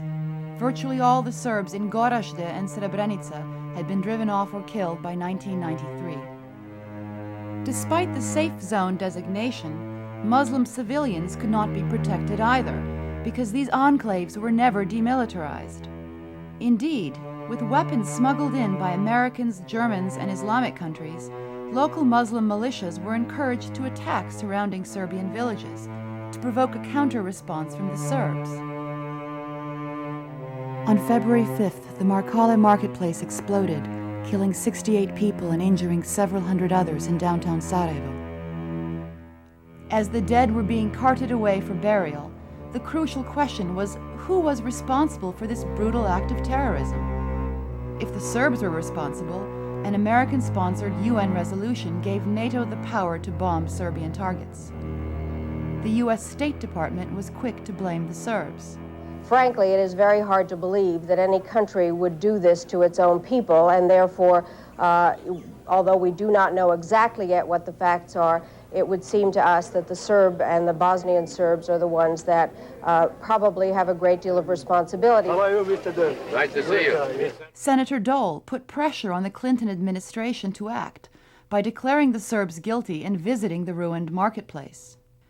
But both NATO and UN sources obtained evidence that suggested Muslim forces were behind the explosion. General Charles Boyd, who directed NATO's intelligence, concluded that Muslims had staged the incident to force NATO into bombing the Serbs. Sir Michael Rose, the UN's new commander in Sarajevo, reached a similar conclusion. In the report made public, the UN stated that the mortar shell which exploded in the marketplace could have been the responsibility of either Muslim or Serbian forces. In his book, Balkan Odyssey, Lord Owen writes that a senior ballistics expert in Zagreb had studied the likely trajectory of the shell and indicated the trajectory was, quote, more likely to be 1,100 to 2,000 meters from the impact, and this would tend to indicate that the mortar had been fired from a Bosnian government position. I was in receipt of privileged information, really, and I was not going to reveal what was the suspicion. But what I did want was the UN in New York to come under questioning about who was responsible for the bomb. Owen, who was trying to force Serbs and Muslims to agree on a settlement to demilitarize Sarajevo, suppressed the report. He wrote later that the slightest public hint that the Muslims were involved in the Markala marketplace massacre would have led Bosnian government representatives to boycott the negotiations. NATO airstrikes on Serbs were temporarily avoided, but a public which had been kept in the dark about events at the Markala marketplace was left with the impression that the Serbs were guilty. This was a boon to advocates of intervention. Instead of a negotiated settlement to the Bosnian Civil War, hardline members of the Clinton administration began to prepare for a military solution. Even though nobody who really looked closely at Markala from the UN blamed the Serbs, it was automatically subsumed into Serbian atrocities. Using sticks and carrots, a shotgun marriage was arranged between the Croatian forces and the Bosnian Muslims, known as the Croat Muslim Federation. Croatian President Tudjman was promised that he would have American help in his efforts to seize the predominantly Serbian Krajina region, which was part of the UN-protected area, a bloody operation that was more than a year away. Croatia would also be given de facto control of Western Herzegovina. 2 months after the Markala marketplace explosion, the Bosnian government would have its first success in getting NATO to intervene against Bosnian Serb targets near Gorazde. With help from an American military advisor, Muslim forces launched attacks against 6 Serbian villages around Gorazde. When Serbian forces responded, American television broadcasts portrayed fighting around Gorazde as if it were an unprovoked attack on a safe zone. The Serbs punished Gorazde throughout the day. At one stage, shells were raining down at the rate of 1 every 20 seconds. Shells are now dropping at random into the city center. The hospital has taken direct hits on its roof. There was a dramatic transmission from a ham radio operator supposedly based in Gorazde. Upravo ovog trenutka bolnica se granatira iz 3 pravca, tako da više ne možete izbrojati broj granata koje padaju na bolnicu. Sve okolni objekti oko bolnice, stambeni objekti. U.S. President Bill Clinton and Bosnian government Vice President Eyüp Ganic urged UN Secretary General Boutros Boutros-Ghali to authorize airstrikes against the Bosnian Serbs. NATO airplanes did indeed launch a limited airstrike against Serbian targets. But further airstrikes were called off by Commander Michael Rose, who realized that Muslim forces had manipulated UN agencies with false casualty and damage reports. Instead of 2,000 people injured and 700 people killed, fewer than 200 people were injured. Instead of the hospital being destroyed, only 1 shell had passed through the roof. As he flew by helicopter into Gorazde following the fighting, Rose was asked about U.S. satellite reports that nearly every house in Gorazde was damaged. Yes, practically every house in Gorazde has been damaged, but most of the damage to Gorazde was done in the fighting that had taken place some 2 years before, when the Bosnian government forces drove the Serbs from this town. And there were 12,500 Serbs at that time living here, and they were all driven off. The way to distinguish a house that's been damaged by fighting, where a shell has hit it, and a house that's been damaged by ethnic cleansing, is if it's got no roof, no doors, no window frames, and nothing in the house at all, and there are burn marks up it and bullets spread around the walls. That is the house that's been damaged by ethnic cleansing. A house that's been damaged by shelling has a shell hole in it, and there are still people trying to live in that building with their furniture because they've got nowhere else to go. That's something you can't see from satellites. And of course, at that time, the international image of what had happened in Gorazde was very different from the reality. What was dangerous was that policies were beginning to be put together on both sides of the Atlantic about what we should do in Gorazde, but these policies were being put together on totally flawed information.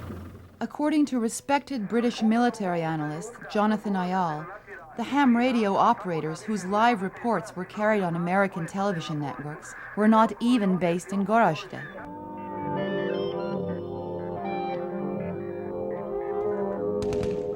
During the first year of the Bosnian War, by all accounts the bloodiest period of the conflict, the Bosnian government placed the number of dead at 17,000. Within just 2 months, however, Bosnian government officials began using a figure of 200,000 killed. This huge increase in deaths came in the dead of winter, when fighting had virtually ceased in the mountainous terrain. I'm probably as guilty as most of using inflated numbers, although I had enough sense to abandon using numbers in mid-93. In a groundbreaking article which appeared in the New York Times Sunday magazine in the fall of 1994, George Kenney criticized the way inflated casualty reports were used by most major news organizations. A number of very high-profile journalists quickly picked up Bosnian government numbers and began to use them routinely. John Burns of the New York Times, Carol Williams of the LA Times, even John Pomfret of the Post, who's normally a very cautious journalist, got in on this after a certain period. So with these very well-respected journalists saying, okay, there have been 150,000, 250,000, 200,000, whatever, people killed, those were the numbers that stuck. While the Bosnian government was using a figure of 200,000 deaths, International Red Cross observers on the ground were coming up with more realistic figures. The International Committee of the Red Cross internally, and they've made it very clear that they're not going public with this, but their analysts were quite eager to talk with me and to be straightforward about their analysis. Their numbers are the lowest of any. They say 20 to 30,000 total with an upper limit of 35,000. The figures now, it depends who you want to hear and believe. It's ranging around 300,000. Probably the truth of the matter is you'll be hard-pressed to find more than 30,000 graves. It's been exaggerated by that percentage.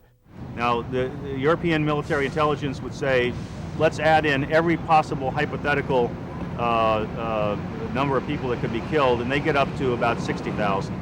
The U.S. intelligence community was sort of agnostic, saying the tens of thousands, but they didn't want to commit to any particular number, even unofficially. As the U.S. government began to more actively assist Muslim and Croat forces, British intelligence accused the American CIA of doctoring intelligence reports to justify American intervention. The CIA did a report that said 90% of the ethnic cleansing had been done by Serbs in Bosnia-Herzegovina. We now know that that study was only done in areas now held by Bosnian Serbs. Serbs who were expelled from Muslim and Croat areas were not included in the CIA report, even though international agencies stated that 40% of the refugees from the war were Serbian. Unless one assumes that the vast majority of Serb refugees left voluntarily and were not victims of ethnic cleansing, there's a very large disparity in the figures. The study itself does not represent what actually happened throughout Bosnia-Herzegovina because it was not done in the other areas. To acknowledge that ethnic cleansing has taken place on all sides in the struggle would muddy the waters. It would cast doubt on the status, for example, of the Bosnian Muslims as pure victims and the Serbs as pure aggressors. The Bosnian government also used highly inflated numbers for incidents of rape. We are talking about rape camps in which 14 to 30,000 women were raped and are being raped as we speak now. Newsweek reporter Alexandra Stiegelmeier used the same numbers, but acknowledged she had no evidence to back up claims that 30 to 50,000 women had been raped in Bosnia. Do you believe the numbers are credible? They seem very high to me.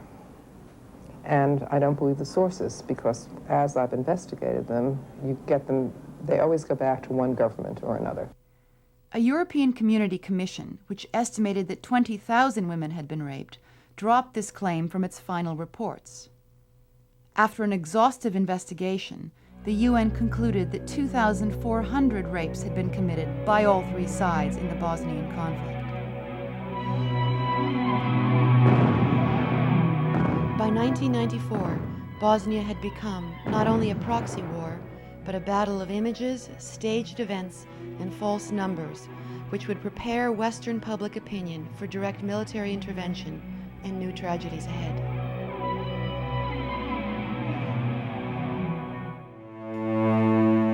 We have determined that we should not take sides in this war by becoming a combatant. And we have held firmly to that position, and we plan to continue to hold firmly to that position. By the time U.S. Secretary of Defense William Perry testified before Congress in June of 1995 that the U.S. was not taking sides in the Yugoslav conflict, a full range of secret military assistance operations to the Croatian government and Bosnian Muslim forces were already underway. At a remote airfield high in the mountains of the Croatian island of Brač, American intelligence operatives assembled the unmanned aviation vehicles, known as UAVs, for reconnaissance, while Croatian soldiers guarded the airport gates. It was known within the UAV community who they were and where they were flying. When you suddenly ran into roadblocks and couldn't get information anymore, you knew it was the Tier 1 CIA guys that were operating. You could look at truck traffic, you could identify the types of artillery, the types of tanks, their movement. With this kind of information, you could literally analyze to extremely small detail the tactical capability of a force. Only 1 month before Defense Secretary William Perry testified that the U.S. was not taking sides, a predominantly Serbian civilian area, supposedly under UN protection, was suddenly attacked by Croatian forces. Several UN soldiers were killed in what turned out to be a massacre of the Serbian civilian population of Sector West. Thousands of Serbian refugees fled across the Sava River from Croatia into northern Bosnia. Croatian sources put the number of Serbs killed in the attack at 1,000. Serbian Orthodox Church officials stated that 5,000 civilians were killed. But there was no criticism of this atrocity by American officials, including the killing of UN soldiers, because the U.S. was deeply involved in assisting the Croatian military.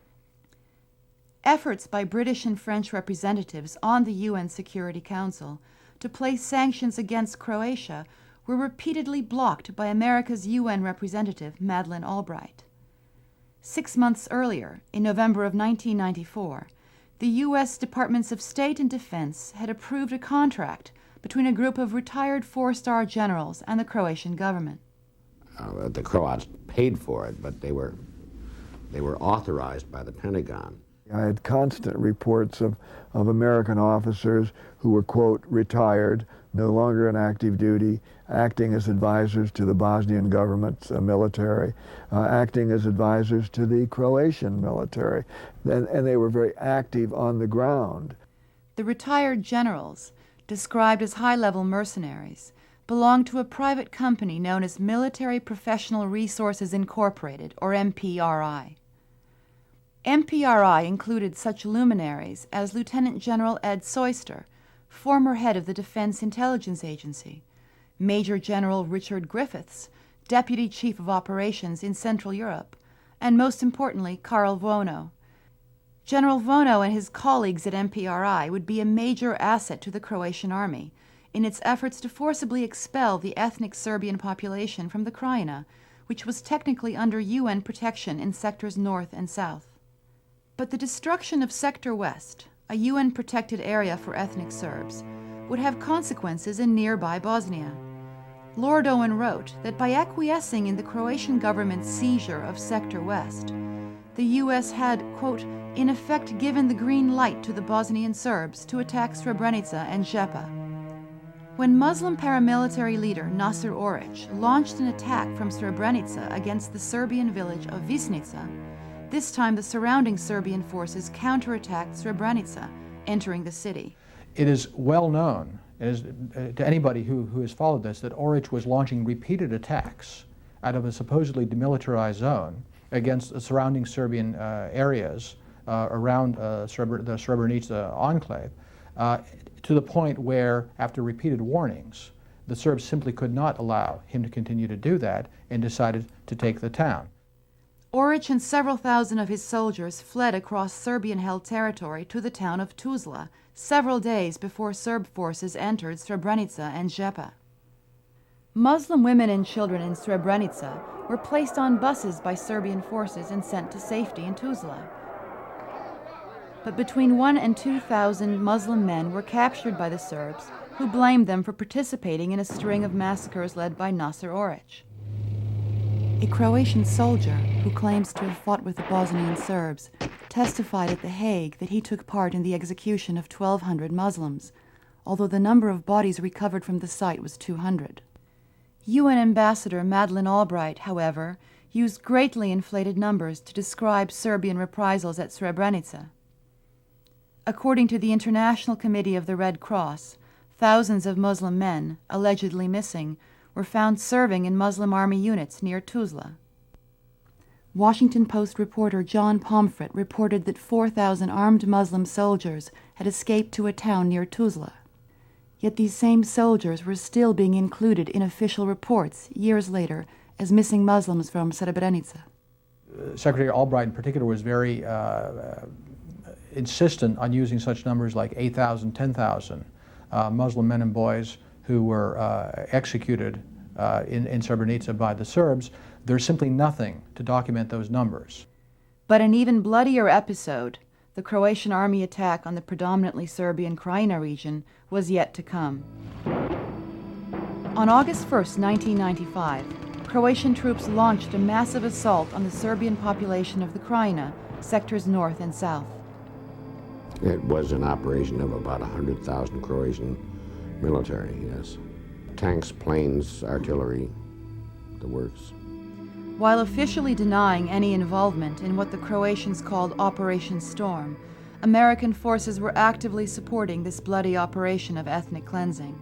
American equipment was used to jam Serbian communications at a critical moment so that command and control, at least in the communications sector, was blocked. And then there was a documented pair of raids on Serbian Krajina military facilities by U.S. Navy planes flying out of Aviano, which knocked out radar and other facilities. The shelling of Knin was a deliberate terror bombardment meant to hasten the departure of the remaining Serbs, and it was, committed against an unarmed populace. They had street cleaners coming in and removing any evidence of the murders or the vandalism before they brought the cameras in to show the triumphant return of the Croats into Knin. So it was all very carefully planned. Having denounced ethnic cleansing, American military planners helped Croatia carry out the largest ethnic cleansing of the war up to that point. It would appear to be the largest single incident. If you count people affected in the first few days, it was 170,000 people. That number quickly grew to 200,000 as a river of humanity clogged the roads. Recently retired U.S. General Charles Boyd, Deputy Commander of NATO, confirmed that the U.S. helped plan and implement the attack. Croatia would not have taken its military offensives that it has taken either in Sector West or throughout the North and South, throughout the Krajina, without explicit approval of the U.S. government. Roger Cohen of the New York Times quoted a Croatian military journalist who confirmed that General Vono of MPRI met with his Croatian counterpart repeatedly in the days preceding Operation Storm. The tactics that they employed when they attack into the Krajina was exactly the same tactics that were used during Desert Storm. They were American doctrine, attacking on many fronts, with lightning-type attacks. And interestingly enough, the Croatian attack was called not Desert Storm, but was called Storm. The way they deploy and employ their forces is a direct reflection of that training. So it's been very effective, and it's been very much a part of the official U.S. policy. Canadian UN officers identified an ethnic Albanian commander, Agim Ceku, as responsible for the massacre of Serbian civilians. Our officers, Colonel Leslie, General Forand, that were there on the ground, wanted indictments against the artillery commander in particular, the commander of the operation, and even wanted Tudjman, the Croatian president, indicted for his role. Emma Bonino, refugee commissioner for the European Union, noted that as many as 10,000 Serbian civilians were missing from the stream of refugees who fled the Croatian attack on the Krajina. Many of these ended up in mass graves. When you will go to the villages, you will see on the cemeteries the graves without any names. Mostly it's 90%. Sometimes when I'm thinking about what happened there, I think also about the role of the Americans in preparing of our army. So I really don't know how they educate our soldiers, but if it is the education for democracy, they educate very bad. Well, I don't think that the American people have drawn that correlation of those incredible war crimes that happened recently in the Krajina, and the fact that the Croatian army was trained and advised by, and virtually almost led by, former American military leadership. They have, in fact, been accomplice to a massive ethnic cleansing of Serbs from Croatia who had lived there for many, many centuries. It was their home. I think we need to step back and be representative of principle, because we not only deny our own principles that way, but we create more problems than we solve. 3 State Department sources told former New York Times reporter David Binder that the green light to undertake Operation Storm came from U.S. envoy Richard Holbrooke, who flew to Zagreb to meet with Croatian President Franjo Tudjman 2 days before the attack. At first, Holbrooke insisted that he tried to prevent Operation Storm, but in his memoir of the Dayton negotiations, Holbrooke acknowledged that he encouraged Operation Storm, which drove ethnic Serbs from their homes in the Krajina. Read Holbrooke's memoirs. He writes he was encouraging the Croatian government in every way he could to move fast and hard to get them out. Having blocked UN and European peace agreements to end the fighting in Bosnia, the Clinton administration encouraged a joint military offensive by Muslim and Croat forces in western Bosnia. Like Operation Storm, the offensive was designed to force Serbian civilians from their homes, the very ethnic cleansing the administration had once denounced. In his book, To End a War, Richard Holbrooke writes that he even advised Croatian forces which Bosnian Serb cities to attack. Those attacks produced nearly as many refugees as Operation Storm and an unknown number of mass graves in western Bosnia. The following year, after the Dayton Accords were signed, a mass grave of Serbian civilians at Mrkonjić Grad was unearthed. At the time of its discovery in 1996, it was the largest mass grave the war had produced in Bosnia. With Muslims and Croats on the offensive in Bosnia during the summer and fall of 1995, the U.S. military began to intervene openly against the Serbs. All that was needed was an incident in one of the safe zones. On August 28, 1995, yet another explosion occurred in the Markale marketplace in Sarajevo, killing scores of innocents and providing a pretext for NATO bombing. According to the London Times, French and British investigators determined that the shell came from Muslim-held positions in Sarajevo, but this time an American officer overruled their finding.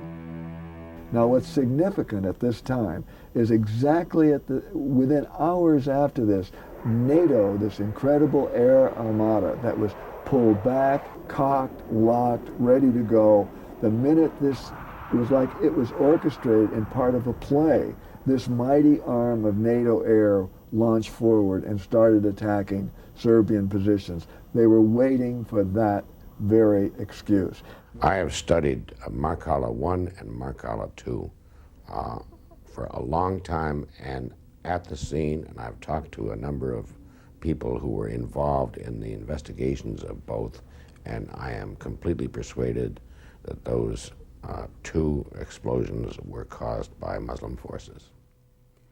Bypassing the UN Security Council, which had the legal authority to act in Bosnia, the U.S. had already picked out Bosnian Serb targets, some of them supplied by Muslim commanders. We entered a war, took the side of the Muslims, and became their air force bombing the Serbs on this supposed atrocity created by the Serbs, where everyone that was on the ground said it was created by the Muslims, which, by the way, is the oldest trick of war. And we fell for it. Selective media coverage of the war had created tolerance, if not enthusiasm, for U.S. military intervention from the American public. What amazed me was that American doves, liberals, my allies from the anti-Vietnam days, the sort of people I thought I could count on to oppose reckless American military intervention, were all screaming for military intervention. They were the biggest hawks of all. For the Clinton administration, intervention in Bosnia represented a chance to justify the continuation of NATO and American dominance in Europe. And NATO's great problem in the early 1990s was simply that the mission for which it was designed had come to an end. It was designed to protect Western Europe from an aggressively expansionist Soviet Union. The logic would go, you've got to expand NATO, and the only reason to keep and expand NATO is to have a mission. Where is a mission? Bosnia, Balkans. The Balkans have become hostage to an American power concept, which is to keep Europe down and America up. NATO was designed to protect the territory of its member states from a major mutual security threat. It was not designed to intervene, to project force into a civil war outside the NATO treaty area, and yet that is what it has sought to do as an agent of the United Nations, to complicate matters even further, in the former Yugoslavia. Not surprisingly, this has not worked out very well. Senior military officers were amongst those most wary of administration policy. I think the mess we have today is a result of political errors. I think we were all too quick to recognize these individual republics as they declared their independence and asked for recognition. We failed to think through the history of this region. And so it's a little strained to have that political context and then ask the military to go solve the problem. We encouraged nationalism. We encouraged in the guise of self-determination. We never said to countries or to ethnic groups around the world that it's useful to have an idea larger than yourself or than your own language or your own religion in organizing a government.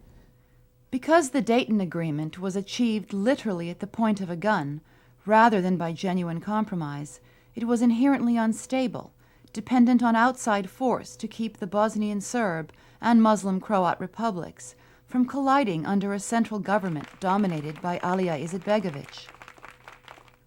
To win the backing of Congress for deployment of U.S. forces in Bosnia in December of 1995, President Clinton promised that the troops would be back by December 1996, a month after his election.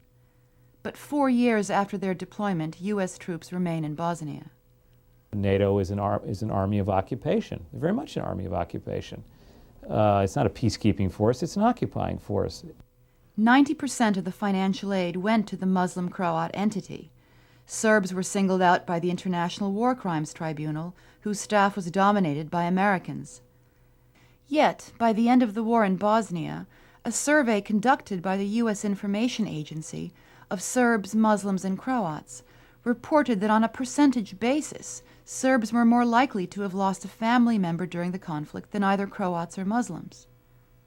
The tribunal was controversial among legal experts from the outside because it was set up under the UN Security Council, where permanent members such as the US, England, and Russia could use their veto power to block investigations of their own military activities or those of their client states.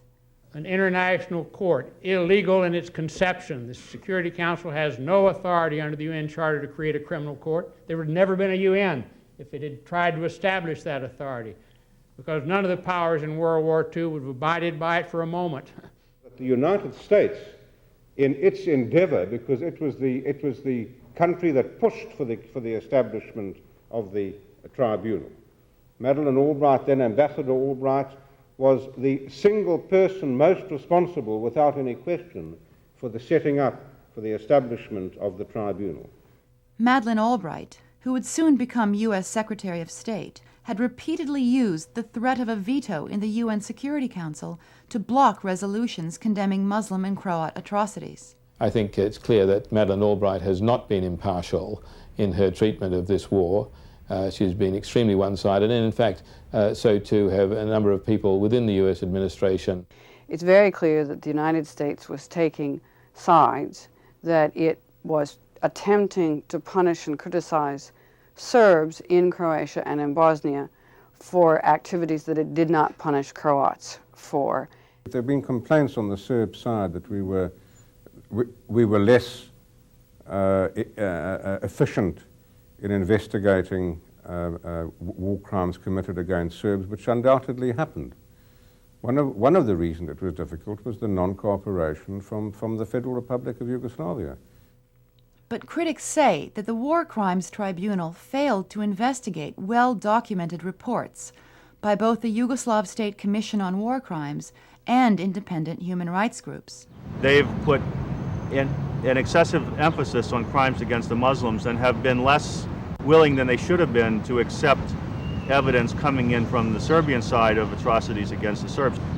In the eyes of some experts in international law, the tribunal used a double standard when it indicted Bosnian Serb leaders Radovan Karadzic and General Ratko Mladic for abuses committed by soldiers in the field, while failing to hold Muslim and Croat leaders, such as Alija Izetbegovic and Franjo Tudjman, accountable for similar abuses by soldiers under their command. In its first 4 years of existence, the ad hoc tribunal did little to prosecute well-documented atrocities by Muslim and Croat forces. No indictments were issued for Tomislav Merčep and Branimir Glavaš, who had been identified by Croatian police reports as leaders of death squads. Merčep serves as mayor of Vukovar, and Glavaš became the mayor of Osijek. Nasser Oric, the Muslim paramilitary leader who initiated the cycle of violence and retribution around Srebrenica, now runs a disco in Tuzla. In March of 1999, investigators for the tribunal recommended indictments for 3 generals who, 4 years earlier, had planned the bloody Operation Storm. But no indictments were issued against the American generals who advised them. According to New York Times reporter Raymond Bonner, the Pentagon refused to provide crucial evidence, aerial photos related to the targeting of Serbian civilians in the town of Knin. And no indictment was announced by the tribunal against the man who conducted the bloody artillery barrage against civilians in Operation Storm, General Agim Ceku, an ethnic Albanian who had served the Croatian army as commander of artillery. Ceku, who was linked to other bloody massacres in Krajina, would soon take a leading role in a new conflict, a war in the Serbian province of Kosovo.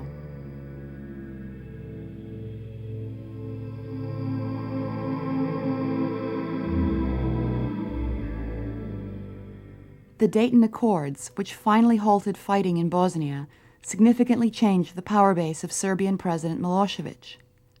Because the provisions of the accord were unpopular among Serbs, the United States depended on Milosevic to enforce it. In turn, because of his increasing unpopularity in Serbia, Milosevic looked to his new working relationship with the United States to bolster his stature. This was the first time the Americans were overtly getting involved into the whole Bosnia-Balkan situation, putting forward their troops in NATO into the region. They wanted it to work, and at the same time, the Serbs at home deeply resented Milosevic's policies. It had cost them West Slavonia, it cost them the Krajina, it cost them a third of Bosnia. They had thousands of soldiers and citizens dead. Their economy was in ruins. They had the sanctions against them, and they blamed Milosevic, who had proclaimed he could protect them or would do great things for them. Of course, he'd been defeated, and they were protesting in the hundreds of thousands in the streets against his leadership and against his presidency.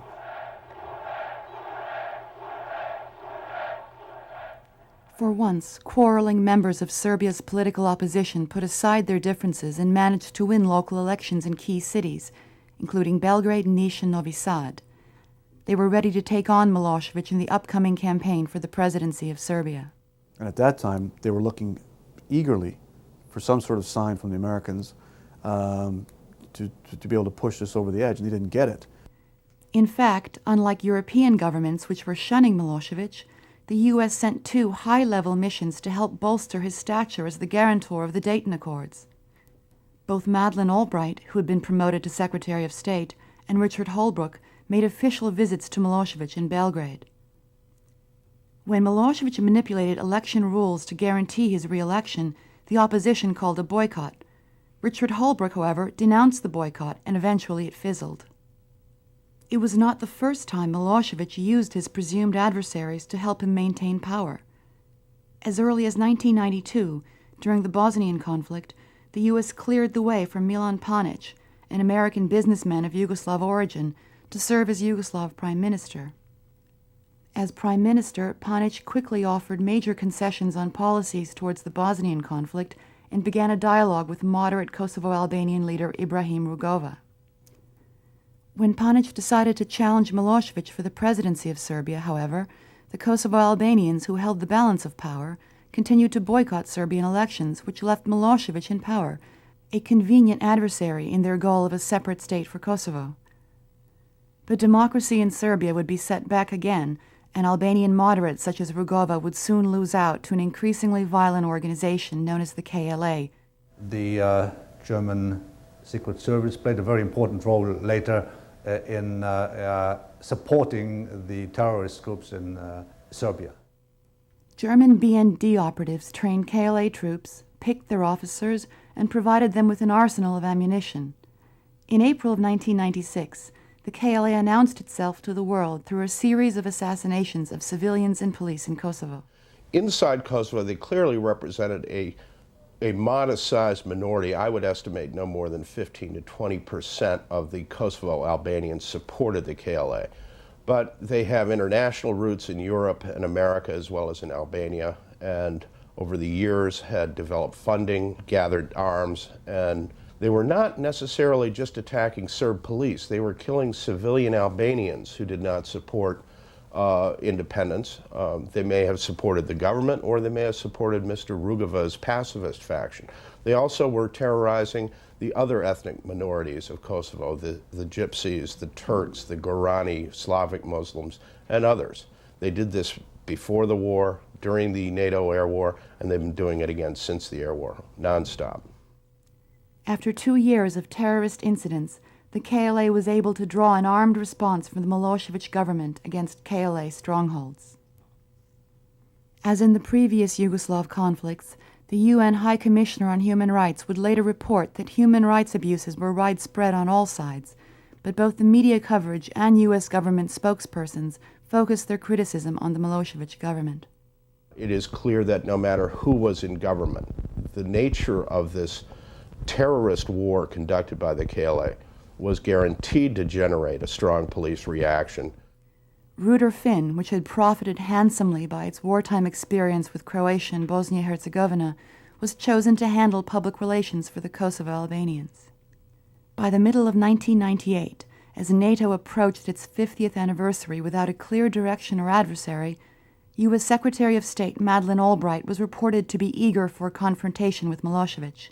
She pressed President Clinton to bomb the Serbs. So many of these decisions are driven by personalities and by the power struggles that go on within bureaucracies. Madeleine Albright, who obviously is the first woman Secretary of State, sees herself in a role where she has to be remembered as being tough. As Madeleine Albright has said, if you've got all the military power, why not use it? If you can bomb and force people to do what you want them to do, why spend months of delicate diplomatic negotiation? Instead, President Clinton sent Richard Holbrooke to meet with Slobodan Milosevic and leaders of the KLA, whom U.S. envoy Robert Gelbard had described as terrorists only a year previously. Under a demilitarization agreement, the OSCE, or Organization for Security and Cooperation in Europe, was assigned to monitor the agreement.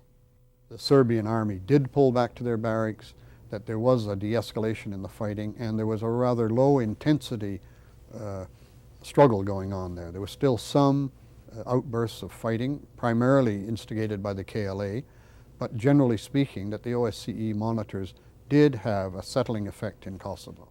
We had the opportunity, imperfect as it was, to work and to monitor and to seek a rational, logical civil solution to the problems and the grievances within Kosovo. Kosovo was a political problem that could not be solved by NATO bombers bombing from 23,000 feet. This had to be solved through negotiations and diplomacy. The head of the Kosovo OSCE verification mission, William Walker, was a controversial hardline U.S. diplomat who'd been criticized for his cozy relationship with the military government in El Salvador, where he served as ambassador. In Kosovo, his portrayal of a bloody battle at Račak as a massacre became the justification of the NATO bombing campaign against Yugoslavia. If you remember Račak just a few weeks ago, where there were massacres, dozens of people with their throats slit, it has been a systematic expansion of this whole atrocities. We've seen innocent people taken from their homes, forced to kneel in the dirt and sprayed with bullets. Kosovar men dragged from their families, fathers and sons together, lined up, and shot in cold blood. Autopsies by 3 different internationally recognized forensic pathologists told a very different story. None of the victims, who were overwhelmingly men of fighting age, had had their throats slit. None were mutilated. Instead of execution-style killings, the men were shot from different angles. The Italian newspaper Il Manifesto reported that autopsies confirmed the presence of gunpowder on the hands of 37 men, a strong indication that the dead were soldiers killed in a battle, who were later dragged to the site by the KLA, which had contacted Walker. Reporters from Le Monde and from Le Figaro were invited by the Yugoslav army to go into Račak. They did, the morning before the massacre took place, or supposedly took place. There was no one in the village. It was a known KLA village. It had been the subject of Yugoslav army attacks before. When they went in the morning, there was only 1 or 2 very elderly Albanians in the village. But as they approached the middle of the village, the Yugoslav army units became under fire from the hills above. All that day, there was a fierce firefight in the hills. And in the evening, the Yugoslav army pulled out with the 2 reporters from Le Figaro and Le Monde. The following day, the OSCE with General Walker were invited back to the village and were shown a trench with 45 bodies in it. Now, the reporters on the scene said that there was no bloodshed around the trench. There were very few empty shell cases. They became immediately suspicious that this was a setup, that what was in the trench were bodies of the Albanian casualties of the fighting the day before, and they have reported it as such. But General Walker immediately went back and announced to the world that there had been a frightful massacre of Albanians. Ironically, William Walker, who had been accused in the past of covering up massacres by the El Salvador government, was now suspected of transforming the story of a bloody gun battle into a civilian massacre at a crucial time for U.S. and NATO policies in the region. Well, it's very important because I think everybody pretty well agrees that without the Račak massacre, there would have been no bombing of Yugoslavia. The press coverage of the Račak incident strengthened the Clinton administration hardliners. Under the threat of bombing, the Serbs were now pressed by Secretary Albright to sign a document drafted by the State Department. This document, known as the Rambouillet Accords, would place NATO troops in Kosovo and effectively permit the Albanian majority to separate from Serbia through a referendum within 3 years. State Department insiders acknowledged later the Rambouillet Accords were drafted in a way that they expected the Serbs to reject. Publicly, we were seeking an agreement, said State Department Secretary James Rubin, but privately we knew the chances of the Serbs agreeing were quite small. To ensure that Serbs would reject the pact and to pave the way for NATO bombing, a new demand, Appendix B, was added by the United States, which gave NATO, quote, free, unrestricted passage, unimpeded access throughout the whole of Yugoslavia, including associated airspace and territorial waters. In other words, an open-ended occupation of the entire Yugoslavia. If we look at the documentation and the ultimatums presented, we know that this was a disingenuous exercise in blunt, brute power. It was never a realistic proposal for peace. There were never accords, they were a diktat to which the Yugoslav government nor any other sovereign state could ever agree. The threat of force in negotiations, known as gunboat diplomacy, has been used in the past by major powers, including Nazi Germany, but legal experts observe that it was explicitly outlawed by the UN Charter following World War II. The integrity of a sovereign state is not subject to attack by any other country that doesn't like it. You can't threaten it, you can't attack it. The launching of that kind of attack is aggressive war. My fellow Americans, today our armed forces joined our NATO allies in airstrikes against Serbian forces responsible for the brutality in Kosovo. We have acted with resolve.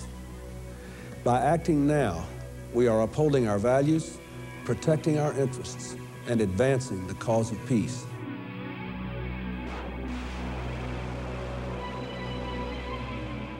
When the bombing started, I left. I decided that was it. I was getting out.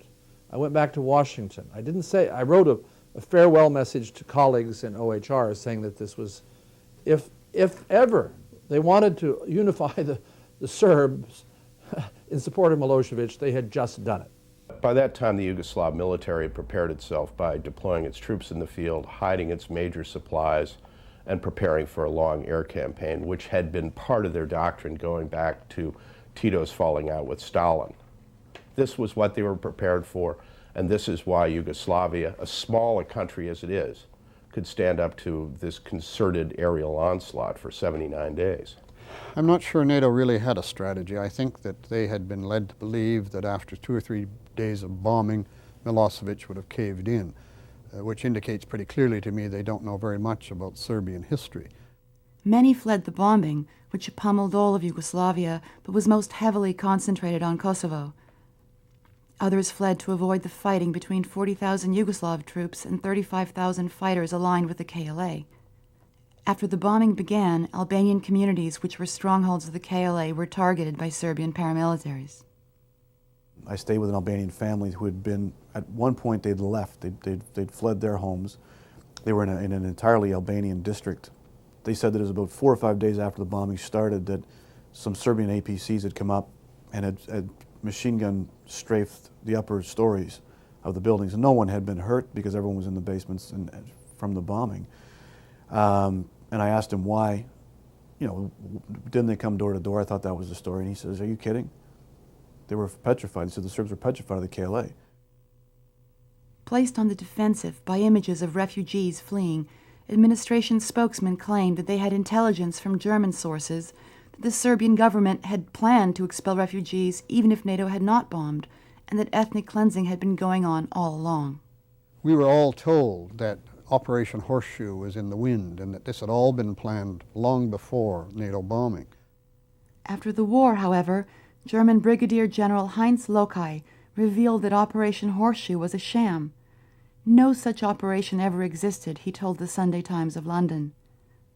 OSCE monitors also discounted claims that ethnic cleansing had been going on before the bombing. This notion of the justification of a war for humanitarian reasons is just blatantly false. The United Nations Commission for Human Rights recorded their first external refugee on March the 28th, 3 days after the air war started. To protect their own pilots from casualties, NATO bombing took place at high speeds and high altitudes. This politically motivated strategy posed little threat to the Yugoslav military, but NATO bombs dropped from high altitudes would kill hundreds of civilians, including Albanian refugees in Đakovica and Korisha. At first, the U.S. Department of Defense tried to blame the Serbs, but reporters on the scene found cluster bomb fragments with British markings. The claim that NATO was targeting only military facilities was one of many falsehoods that were used to build public support for the bombing campaign. They ran out of military targets within the first couple of weeks. And I mean, this is now common knowledge that NATO indeed expanded their targets to stage 3, which was civilian targets. They ran out of targets. Otherwise, they wouldn't have been hitting little bridges across rivers in Serbia on a Sunday afternoon or hitting marketplaces in Niš.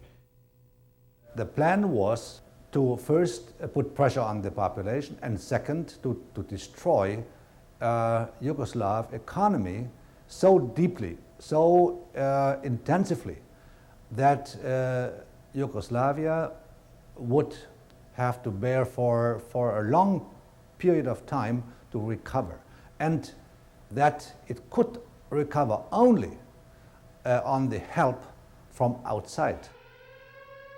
NATO bombs and missiles struck the foundations of the country's economy, destroying petroleum refineries and chemical and heating plants.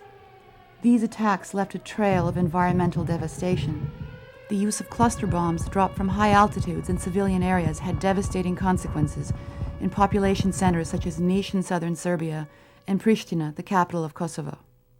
I mean, I know there was a proliferation of cluster bombs used against Pristina, and there was all kinds of these empty casings that showed still clearly the American markings. Scores of schools, hospitals, and apartment buildings were hit in what NATO described as accidents of war, but which were the predictable result of NATO's strategy of high-altitude bombing.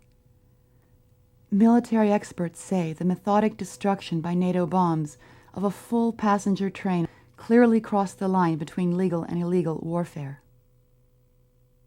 The pilot had hit the wiring, which had immobilized the train, so it was a sitting duck, made a second pass, and it deliberately attacked the jammed passenger cars and basically murdered unarmed people. They weren't just targeting his military targets. When they're starting to take out police buildings in Belgrade, Foreign Affairs Ministry in Belgrade, the TV stations. 16 people were killed when the Radio and TV Serbia television station was struck by NATO cruise missiles. They killed several technicians and cameramen and a makeup artist. Her hands were found over 100 yards away in a park. 2 people there, and this was late at night, were vaporized. None of their remains have ever been found. A variety of reasons were given for destroying the civilian target, but NATO officials were clearly concerned when Radio and Television Serbia permitted international news media, such as CNN and CBS, to broadcast images of other civilian casualties to the U.S. and NATO countries. When they began to make journalists a legitimate target, it became, truly an information war.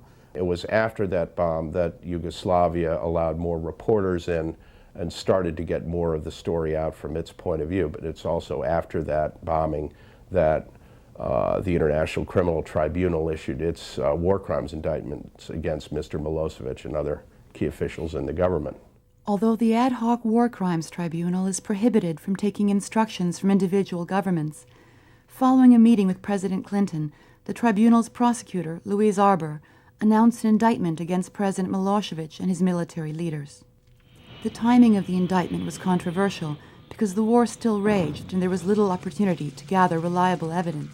The whole act was a very political one because nobody really could expect that Milosevic could be brought before a court. So it was nothing else than propaganda again, and to enhance the pressure on Yugoslavia and to influence public opinion. It will help to deter future war crimes by establishing that those who give orders will be held accountable. Would NATO leaders also be held accountable for violations of international law? Amnesty International, Human Rights Watch, and the UN High Commissioner on Human Rights charged that NATO bombing had violated international law. According to Human Rights Watch, at least half the 500 civilian deaths attributed to NATO bombing could be considered war crimes. The attack by a coalition of parties led by the United States, to me, is outright aggression. The Yugoslavs, the Serbs in particular, did not attack any NATO country whatever and didn't threaten any of them. They decided they were going to change policies in Yugoslavia and did it by military means. That is the first war crime. Second, in the bombing, although they were fairly cautious for the first couple days in the targets they selected, ultimately they selected widespread non-military targets. But the ad hoc Yugoslavia Tribunal, largely funded and staffed by NATO countries, failed to conduct a formal investigation of NATO actions.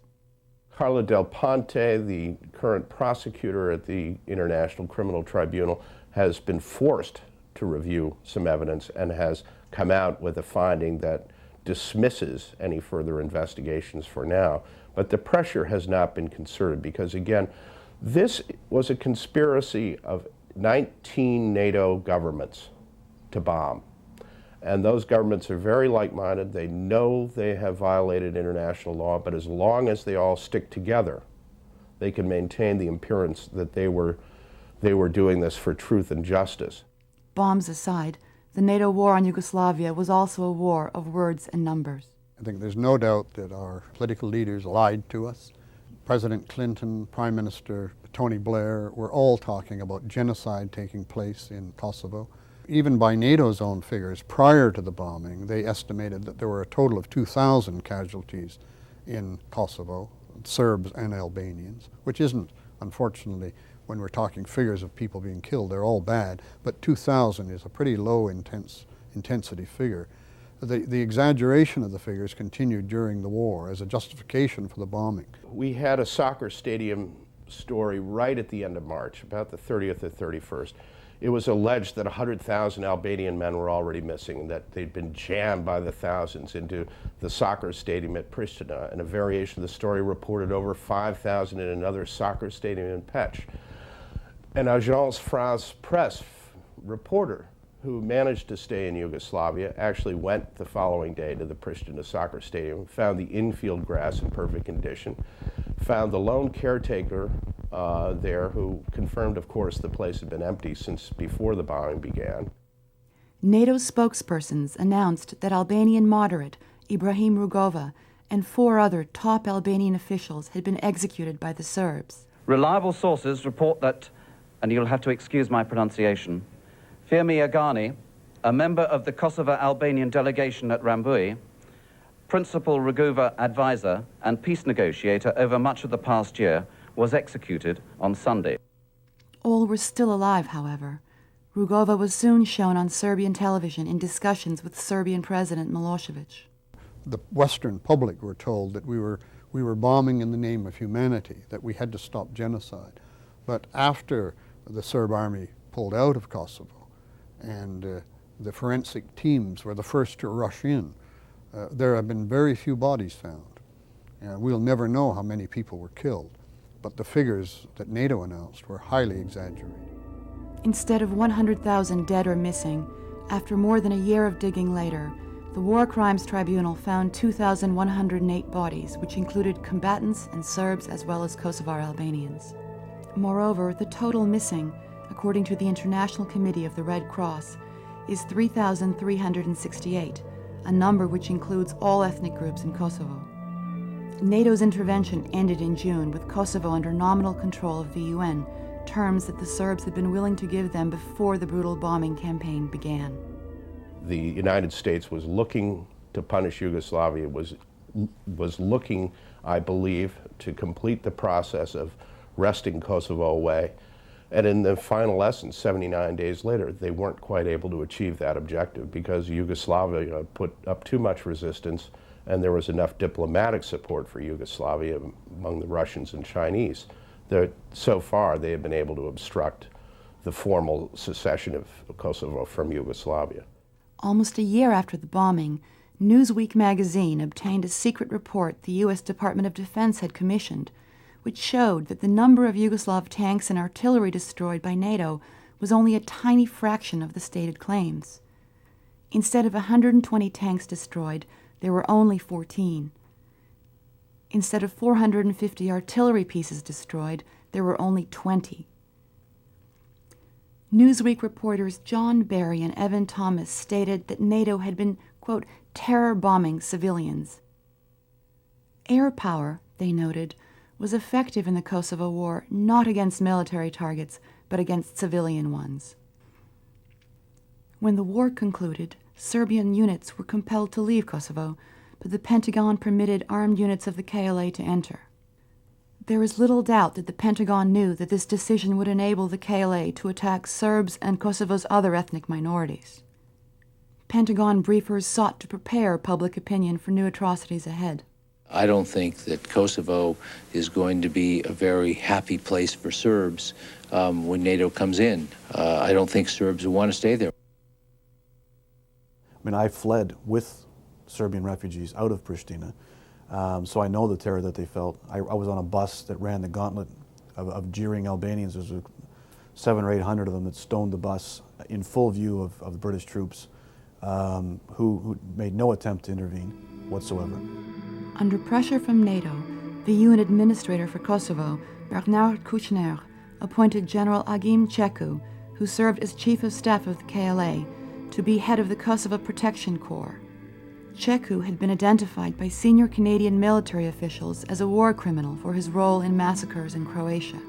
The KLA have stated their intention. They want an ethnically pure Albanian Kosovo, and if they're in charge of the security force, there's no question that there's going to be reprisals. There is reprisals, and that the head of this organization has proven himself to be a mass murderer. What we see as the outcome is the KLA has managed to chase tens of thousands of gypsies out. The last Jews in Kosovo left very quickly.